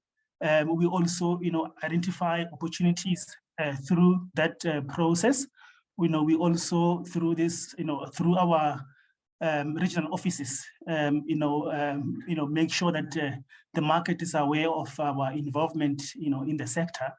To date, we have invested a portfolio of over 400 million in the sector in various provinces across the country.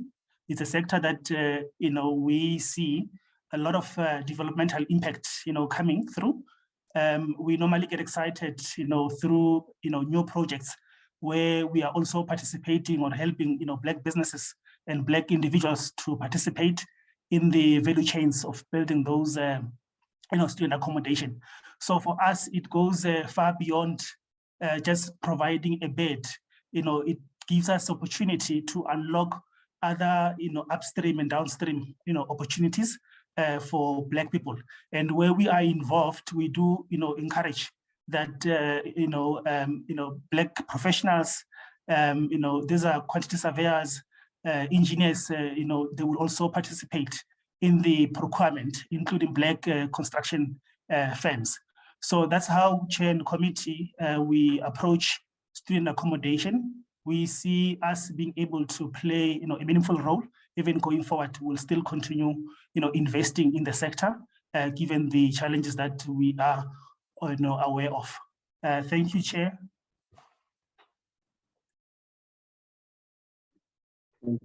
Thank you very much. Thank you. Next person. IDC.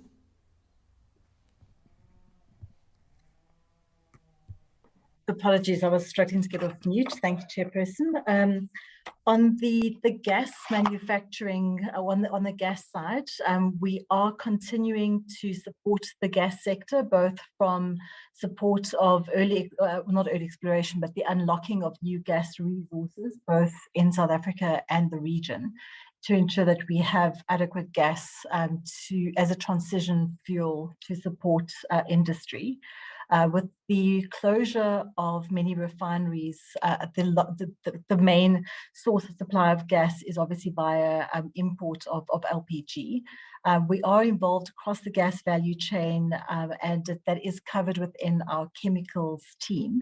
And that includes focus on cylinder manufacturing. There has been one business that unfortunately was unsuccessful, but it is an area of focus considering gas as a transition fuel.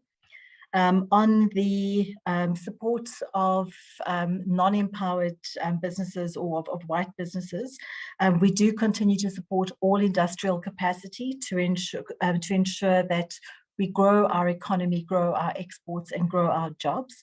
And we're happy to share the detailed statistics of support across demographics with the committee. From a DD perspective, just to address the 45 days, that is looking at, and that, as I mentioned, that is focused on the new industrial capacity and startups. And that is very much to ensure that we have addressed all of the key risks around markets, technical jobs, skills, licenses to ensure that once the business receives the funding, it is able to meet a project timeline and conclude that project on time and on budget. And that is the reason for the duration of that due diligence. In many instances, it is shorter, and in certain instances, it is longer, depending on the complexity. And the long wait times that clients often talk to goes to my comment on we need to explain the process better to clients and consistently to clients up front, so that there is an understanding of the information required in order to perform the due diligence. And that then talks to the pre-investment support. So we do provide some support. We are increasing this capability within our industry and project development team to ensure that we can provide both physical support and grant support to clients in that early stage.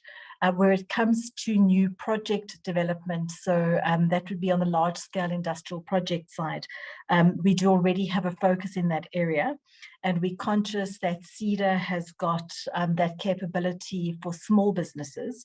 So we're wanting to ensure that the capability that we build meets the gap in the market and doesn't duplicate existing capability. On small scale farmers, we have had schemes in place historically to support small farmers. We are engaging both intermediaries as well as large partners to look at how we can do more in the small scale farmer space. In the unrest and the floods, we supported hundreds of small farmers, which had an impact on tens of thousands of jobs in the sugar value chain, to ensure that those small scale farmers could recover first from the unrest and then more recently from the floods. On the internship, so the IDC does take in interns, which we utilize both in our due diligence and in our technical services team, which does provide some work experience to these qualified individuals. And we have been working with the YES program to look at how we can ensure that we leverage that capability so that our clients can also benefit from interns, and that the interns can benefit from the work experience. Just moving quickly, so from an IDC perspective, yes, we are very much focused on ensuring that we are true to our industrial development mandate, and that we build those new projects, new capabilities, new industries. We were the entity that created SASL and ISCOR, and we do believe that in the world of decarbonisation, that both of those entities we can support extensively in decarbonising and ensuring that they are long-term sustainable and retain the existing jobs, as well as supporting new industrial capacity in the technology and innovation space, recognising that a lot of technology and innovation is about making our industries more competitive, and not necessarily only about the tech companies that currently have a number of angel investors looking to support them, but we do want to ensure we develop the local innovation. On the IDC's investments in the past, I mean, I think it's important to highlight so yes, we do have some impairments on our books which are above the level at which we would be, that we are targeting. That is largely as a result of the extensive support provided by the IDC to the economy in 2008, 2009, following the financial crisis, which was brought on by the banks, which resulted in the banks not having money to support businesses. Unfortunately, the following decade of state capture did not allow the South African economy to recover to the same extent as our partners, and a number of those companies that we did support in 2008, 2009 were unable to trade out of their distress as a result of our economic circumstances. And I think it is important to note that the Gupta-linked assets that we had supported were supported along with the commercial banks before there was known wrongdoing. We do comply fully with the FIC Act requirements, and we only do engage with business partners that are credible, are not sanctioned, and are not involved in criminal activity. And the minute the criminal activity was known, along with the banks, we ceased all operations with those parties. And we do publish on our website all companies approved, highlighting the PEPs and DPIPs that are involved in those companies. So we do look to ensure that there is a high level of transparency, and we will continue to ensure that our decisioning and our governance is transparent. Chairperson, if I could ask Lucretia, our head of our client support and growth area, to come in to discuss the NPLs, if you believe that we have time for that. Otherwise, we can provide a written response, and she can also then provide the response on SCORE specifically. Thank you, Chairperson. Thank you. You may proceed. We do have time. Thank you. Thank you very much, Chair, and it's still morning. Good morning to all committee members. Chair, I just want to say that, you know, the IDC, we focus on two parts, which is when we invest in companies, we focus on financial sustainability, and then we focus on development effectiveness. Financial sustainability means that company needs to be able to succeed. It needs to be able to be financially sustainable, and generate the requisite cash flows. And why is that important? Because for us to create jobs and transformation, these companies have to be successful. So that's what we look at. In the last few years, we have really been focused on our current book to make sure that we assist companies to fix them, and where we have reached our investment thesis, we have been exiting some of those. The reason why we've done that is in order to have an IDC that is sustainable, to have our NPLs at a sustainable level, as well as our impairments at a sustainable level. And more importantly, we've really been focused on our collections, because it's only through our collections that we can be able to do more investments. So those have been our focus areas, and our results will come out in the next week, but we've been able to reduce our NPLs quite significantly, particularly in the last year, as well as our impairments. We've seen a lot of improvements in that area. So that has really assisted us in order to just really progress these things forward, and also to improve our collections, which have also we've been able to improve in the last year. And as I said, the results are only coming out next week, so we'll be able to declare that in the next week. On SCORE Metals, Chair, just to say that we have done a restructure of that business since we acquired it. It is now 3 businesses, which is SCORE, Grinding Media, as well as cast products. Grinding Media and SCORE are both performing very well. And as I said, we'll provide the details at a later stage. Cast products is challenged a little bit, and it's currently in business rescue, but we are seeing some green shoots of a turnaround there as well. So we will provide what funding has been provided in those businesses. But again, as Joanne has said, it was and still is to support industrialization in that sector. And I think we are pleased with the results that we're seeing on SCORE and Grinding Media, although as I said, the one other business is still a bit challenged, Chair. So I think that's it for me. The one last thing I wanted to say is Joanne mentioned the pre-business support, which is to assist companies with business plans as they apply, and we do try and lean on CEDA there a lot, but Joanne and the team on the front side are also assisting on that side. What we do have and what we are really growing a lot is the post-business support. We've got a team called Capability Advisory Sourcing, and they are really focusing on assisting businesses with whatever the business support they need, whether it's technical, financial, human resources. We provide them with that support to ensure that they are successful in the businesses that they are in. And this post-investment business support is really with clients that we've already provided funding to ensure that they are successful in meeting their goals. Thank you.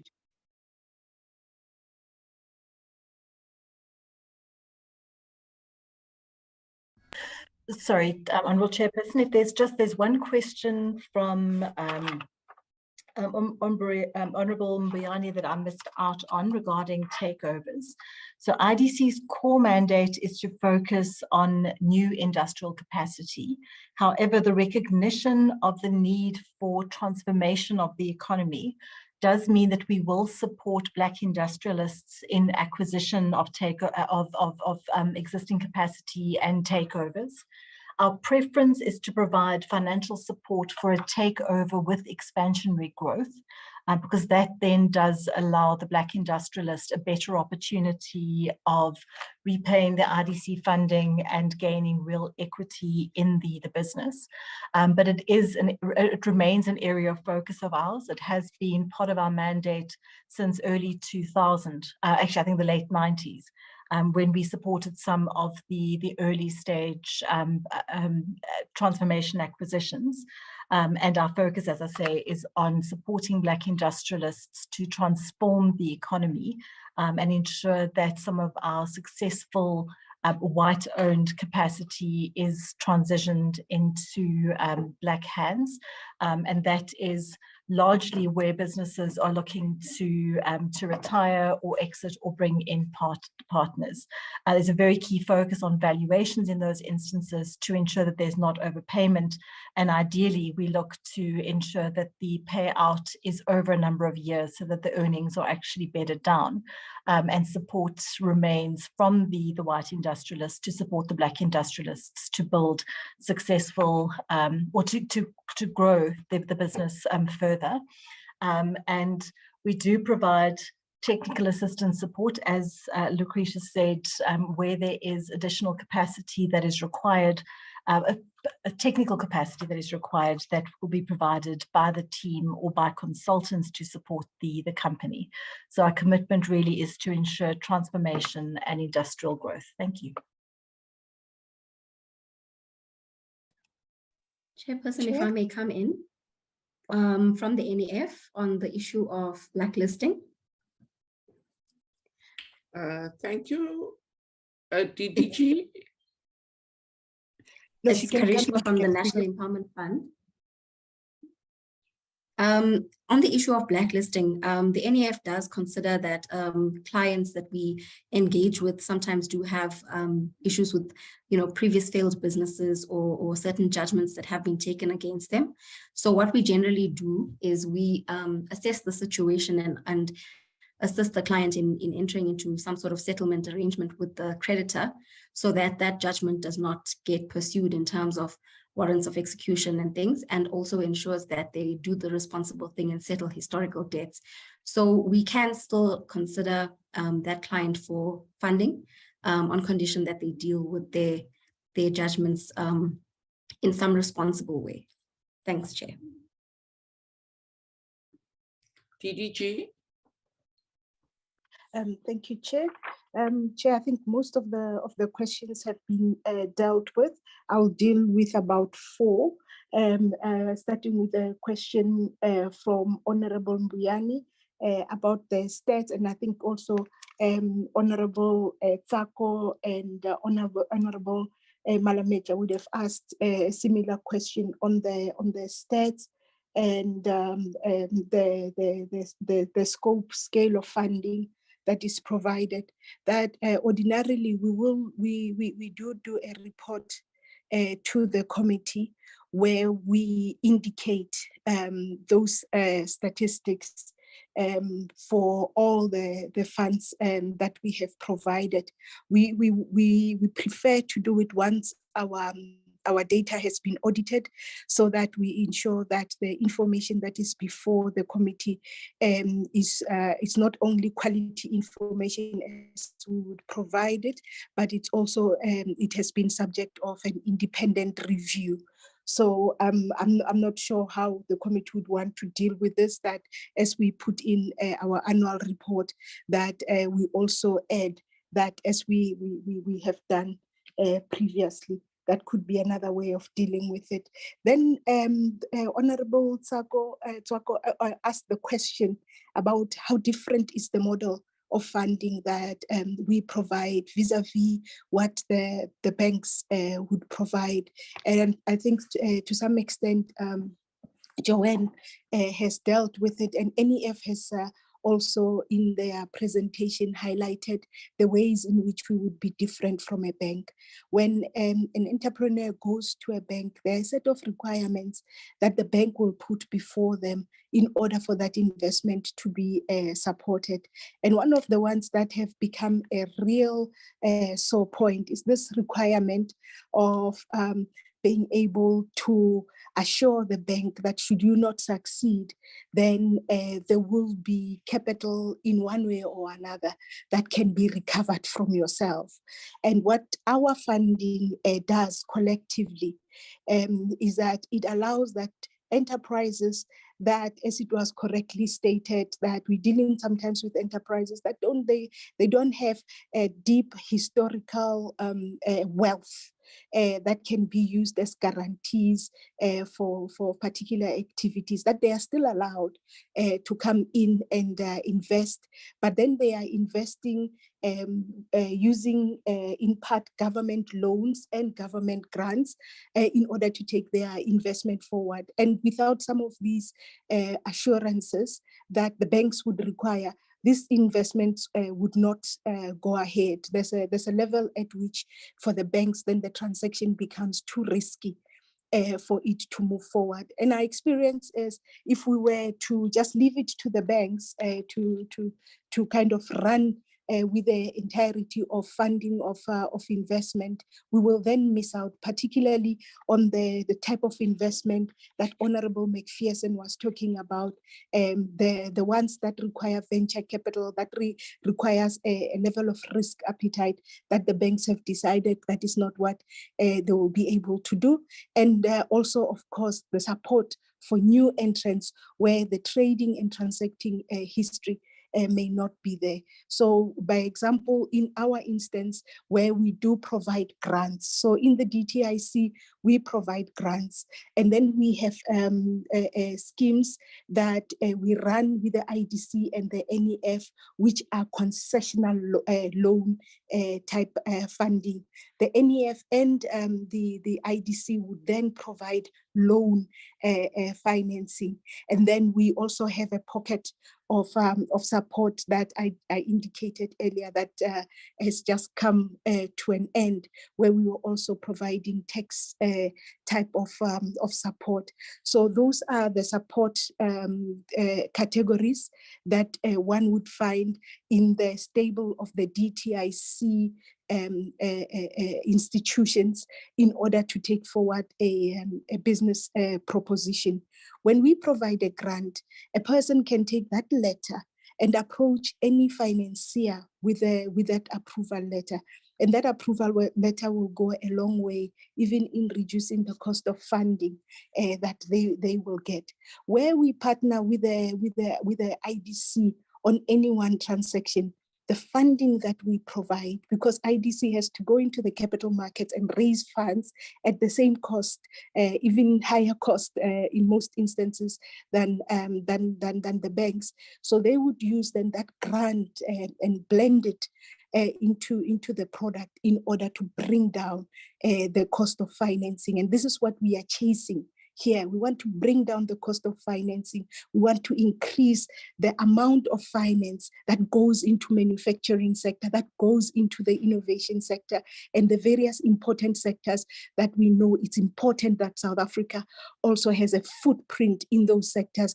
And we don't engage with those sectors just as consumers of products that we are importing. So that is the big value proposition that we as the three institutions then bring into the financing space as it relates to investment.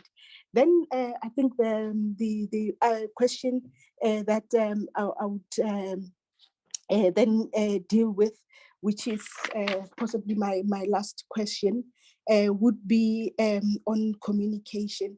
And Honorable Mbiani asked an important question: are we satisfied with our communication? And the answer, Honorable Mbiani, is that no, we are not. Therefore, we continue to look at all mechanisms, all portals, every kind of able to communicate to the public the peace of mind that if there's no take up, it's maybe a problem of design or anything, but not a problem of people not knowing that this type of support is available. So any platform that we are provided, we take it up in order to be able to spread the message. There was a comment that was made in terms of the compendium of support that is there between ourselves, the NEF, and the IDC, and how do people get to interact with these products. In all the three institutions, we all have client care services where you are able to ask the very basic questions based on your idea. I'm in this sector, I would like to make this product, I would like to do this part of a product, where can I go to? And you will be able to be directed. If it is not in the IDC, they don't support it, you will be able to be directed to the NEF and to ourselves if it is something that we support. But the big concern here and the issue that is raised by Honorable Tswako that we will take forward is that we provide a summary of all the schemes, and we do have it. IDC would have it, NEF would have it, we also would have it, that we provide that summary and where people can get that, and also the contact details of our client care services, which are already on our website, so that it is easier. Again, the important issue is to make sure that we push out the information as far as it is possible in order to ensure that everybody who potentially can be able to access the support will be able to do so. And I also just like to thank the members, as it's always been when we do these presentations, that you challenge us and you point us into various areas. And I thank you also for the commendation on the presentation. DM, over to you. Thank you very much, DDG and our teams from the two entities. I think you have covered all the... DM, can I just ask your indulgence for a minute? Can we just take the NEF question that Honourable McPherson has requested to table before we wrap up? Honourable McPherson? Thanks, Chair. And I'm happy to take it in writing. It's probably better to be in writing. But just to go back to my score question to IDC, if they could just put that answer in writing for me and send that through the Secretariat, I'd be grateful. But just to the NEF, and again, just in writing, can they please just give me an update of the latest salary and bonus for the CEO? You'll understand that this has obviously been an issue that is raised often and of public concern about the amount of money that she gets paid, I think twice or three times more than the president does. And we just want to understand what the metrics are used to continue to justify the salary and bonuses that are received. So if I can just get that in writing, I don't need that now. Thank you. Okay, thank you very much, Honorable McPherson. And I see there is a message in the chat from Dr. Tswaku on the grants versus loans. I think he feels it wasn't answered. And then let me also just take Honorable Mbuyani.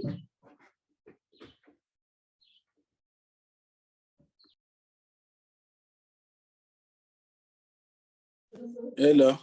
Yeah, thank you very much, Chair. No, I think on the issue that I've raised earlier on in terms of the question of the hospital, I've requested the response, but here what I get is that it's only one entity that is going all around in South Africa and establishing a similar project. I wanted to check whether the program of the NEF of funding hospital is going around the entire provinces now. But what I'm getting is that the one entity that was funded in Western Cape is the sole entity that is going around provinces and building hospitals. That I think to me is not talking to the transformation. They're only assisting one entity. Then the other one, I think I'm partially covered, Chairperson, on the other ones. Then there's an issue of funding printing and publishing, because now we under process of visual, working with visual and so forth. I just wanted to check possibility of information generation and booklet printing, including voter education processes and so forth. Just those ones, Chair. Thanks very much for the indulgence. Okay, thank you very much. So with those additional questions, Honorable DM. Thank you very much, Chair. Maybe I would allow NEF just to come back on and respond on the issue of hospital, then to open up and let the member be satisfied, and also just your commitment on the written response on Honorable McPherson's question, because as he said, he can wait for the written response. NEF, can you come in? Thank you, DM. Yes, indeed, Honorable McPherson, we will be providing a written response to that question. On the issue of the hospitals or healthcare, should I say, the NEF does fund healthcare. My apologies if I focused on one entity. It was my misunderstanding of the question. I thought the question was relating to that specific entity that the Honorable Mbuyane was actually aware of. So we do fund healthcare businesses. By healthcare, I mean, because there are different types of hospitals. The one that we had funded that started in the Western Cape, it's an entity, it took it about 5 to 6 years to get to the point where it could actually build a hospital, because the process starts with a hospital license. So we do have other entities that we are supporting in healthcare space, but they are at various levels. Some of them, they are at a stage where they do have licenses and they are going through feasibility processes. And some of them are actually in different sectors in the healthcare space. There is what is known as subacute hospitals or daycare hospitals, not the traditional hospitals, but hospitals where one would go in the morning and get the treatment. They'll either sleep over for a day or they leave in the evening. So we do have entities that we've supported that are in that space, as well as entities that are in the pharmaceutical space. So we definitely, that program still continues. We support healthcare businesses in various aspects of healthcare, including the pharmaceutical businesses. So we definitely support businesses in that particular space. Thank you, Chair. Thank you very much. On this one of loans vis-a-vis the grants. I think, DDG Madebo, you did respond to that, but I can feel Honorable Tswaku still wants you to expand on that, please. No, thank you, DM. Honorable Tswaku, as I had indicated in the department, largely the support that we offer to enterprises is in the form of grants. And those grants, an enterprise can receive an approval letter, as an example, approach a bank, approach our DFIs, and in this instance, IDC or NEF for additional funding.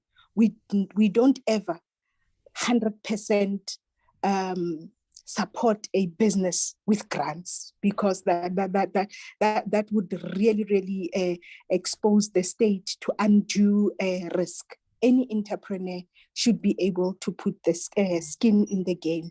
And the way that they would do it is through a loan from the NEF and the IDC, which will then be used to ensure that the project is fully funded, and then it's able to be taken forward. When one goes to the IDC provides loans. And where we partner with the IDC to give, for them to manage on our behalf certain funds, what they do is they take those funds and they blend them with their loans in order to provide on top of what they would be providing as concessional loans, a concession that now deals with the cost of borrowing. Because they've got those funds, they are able to bring the cost of borrowing down, which they are unable to do so on their own because they have to go out there and raise these funds in capital markets. And similarly, in the NEF itself, a large part of what the NEF will offer investors would be in the form of loans, and where we partner with them, we are able to provide concessional loans, and then it will be concessional on the basis of the cost of capital. It will also be concessional on the basis of the term of payment, which is also equally important when an investor is looking at their funding model for a business. Because if your term is too short, you tend to have to pay out of your working capital a lot of money that can then strangle the ability of that enterprise to grow, or actually just delay or slow down the ability of that enterprise to grow. So our DFIs in the main provide loan funding. In the DTIC, it's grant funding. We don't ever dictate to anybody to say, because you received grant funding from the DTIC, you must go to the NEF, you must go to the IDC. We say you must go to any, of course, accredited financier, and a financier that we can check out their credentials, so that again, the monies that have been voted for in order to help us build an economy that the DM spoke about, and the jobs that the DM spoke about, is not swindled, and it goes to other activities out beyond what it was voted to do. I hope I've been able to at least just summarize, Honorable Tswaku, the work that the three institutions together do, and the value that we add to the economy. Thank you very much, DM. Thank you very much, DDG. Again, let me thank the portfolio committee members for these contributions and the questions that they've asked. I will always emphasize the point that whenever we come to the committee, we come out with so many ideas, and we are shaping our thinking and the way that we work. Chairperson, indeed, we will supply the committee with that flyer where all the schemes are summarized, so that members, for us, the more members understand these schemes, it will even help us to even respond to the question that was raised by Honorable Mbuyanes, to say, are we really satisfied, as to say we are going all out there to let the public know what we are doing. With this arm of the portfolio committee members having that understanding, they will even be helping us more with our entities to make sure that the public out there know and they can apply and we are opening up to them for us to be more accessible and willing to even open up for more assistance as it is needed for us to perform on the mandate that we are faced with as the department. But otherwise, thank you very much, honorable members. When I look at the chat there, I see Tsulu, the Honorable Tswago, even wants the contact details. Can I leave that with you as to say you can communicate with him so that we can see what is it that he wants to raise? We are open even with that. Otherwise, Chairperson, really from our side as DTIC with the two entities, we are saying we've got a very good platform here today. We are open up, we are even open to further engagements, and also as we go up to our road shows and making sure that our regional offices do respond to the need of our communities. And we are also relying on you as to say you are our eyes and ears even in those various regions. If ever there are challenges that you see and things that you want us to improve, do not hesitate, be in communication with us so that we can rectify and we can learn from the things that you are saying to us. Otherwise, thank you so much, Chairperson. Thank you very much to the members of the Portfolio Committee and our entities. Thank you ever so much. Thank you very much, Honorable DM, and the team that has been here at the Portfolio Committee. Thank you for your inputs. We now move to our next agenda item, I think, which is committee business. If I'm correct, Committee Secretary? That's correct, Chairperson. Okay.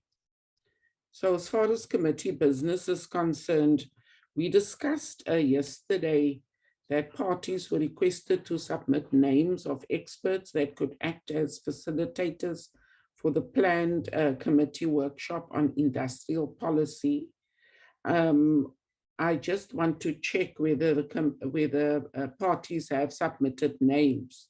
But while we wait for response from that, we just want to indicate that there seemed to be appetite for this industrial policy workshop to be in person. We will take this to MANCOM and consider all the implications of having that. Also, just to note that if we do have it in person, we will then have to, I think, given the level of preparation that is needed, be open to it being moved to the fourth term. Committee Secretary, have you had any feedback? Chair, I think Dr. Swako submitted names. If we can maybe share the names with the committee that we wish the MANCO to consider as part of the process, Chair. Yes, we can share the names. Dr. Swako. No, thank you very much, Chair. The names that I proposed, Chair, was the name of Professor Patrick Bond from the Vet School of Business, and also Professor Chris Malekane, also from Vets. I think Vets Political Science School, something like that. They probably were in industry their experience in terms of industrial policy. And also I think that on the political economy of South Africa, what happened, they're probably able to give us, if you remember, Professor Bond was lecturing us in terms of the way in that parliamentary course, man. I think it's a public administration course that is run by the Speaker in Parliament. So he will give us probably the history of our economy and industrial policy, and probably they will share. I know that he will go on the left side and also he'll go on the right side. But I mean, he's more left leaning. But I know that he always like to compare what's happened currently and what could have happened and what could actually happen. Professor Bond and Chris Malekane. Thank you very much. Thank you very much for those inputs. ManCom is meeting tomorrow and we'll discuss it further, and also the possibility of having an in-person policy workshop. It will also give us the opportunity to have a longer workshop, therefore being able to go more in depth or to cover a greater spectrum of industrial policy. So thank you very much. Can I then, just as the final item, just ask the committee secretary to speak to our next meeting? Chairperson, our next meeting is next Tuesday at 13, and we'll get a briefing by DTIC where they will provide a status report on implementation of following legislation. Is the Intellectual Property Laws Amendment Bill, National Credit Amendment Act, the Legal Metrology Act, the Protection of Investment Act, and they will also give a status or review with regard to the following: the Consumer Protection Act and the National Gambling Act, because those two acts are under review currently, and they should provide us a status report on those processes, Chair. Thank you very much to everyone. That concludes our meeting for today. Thank you very much for your attendance. Long live Chairperson, long live Chairperson.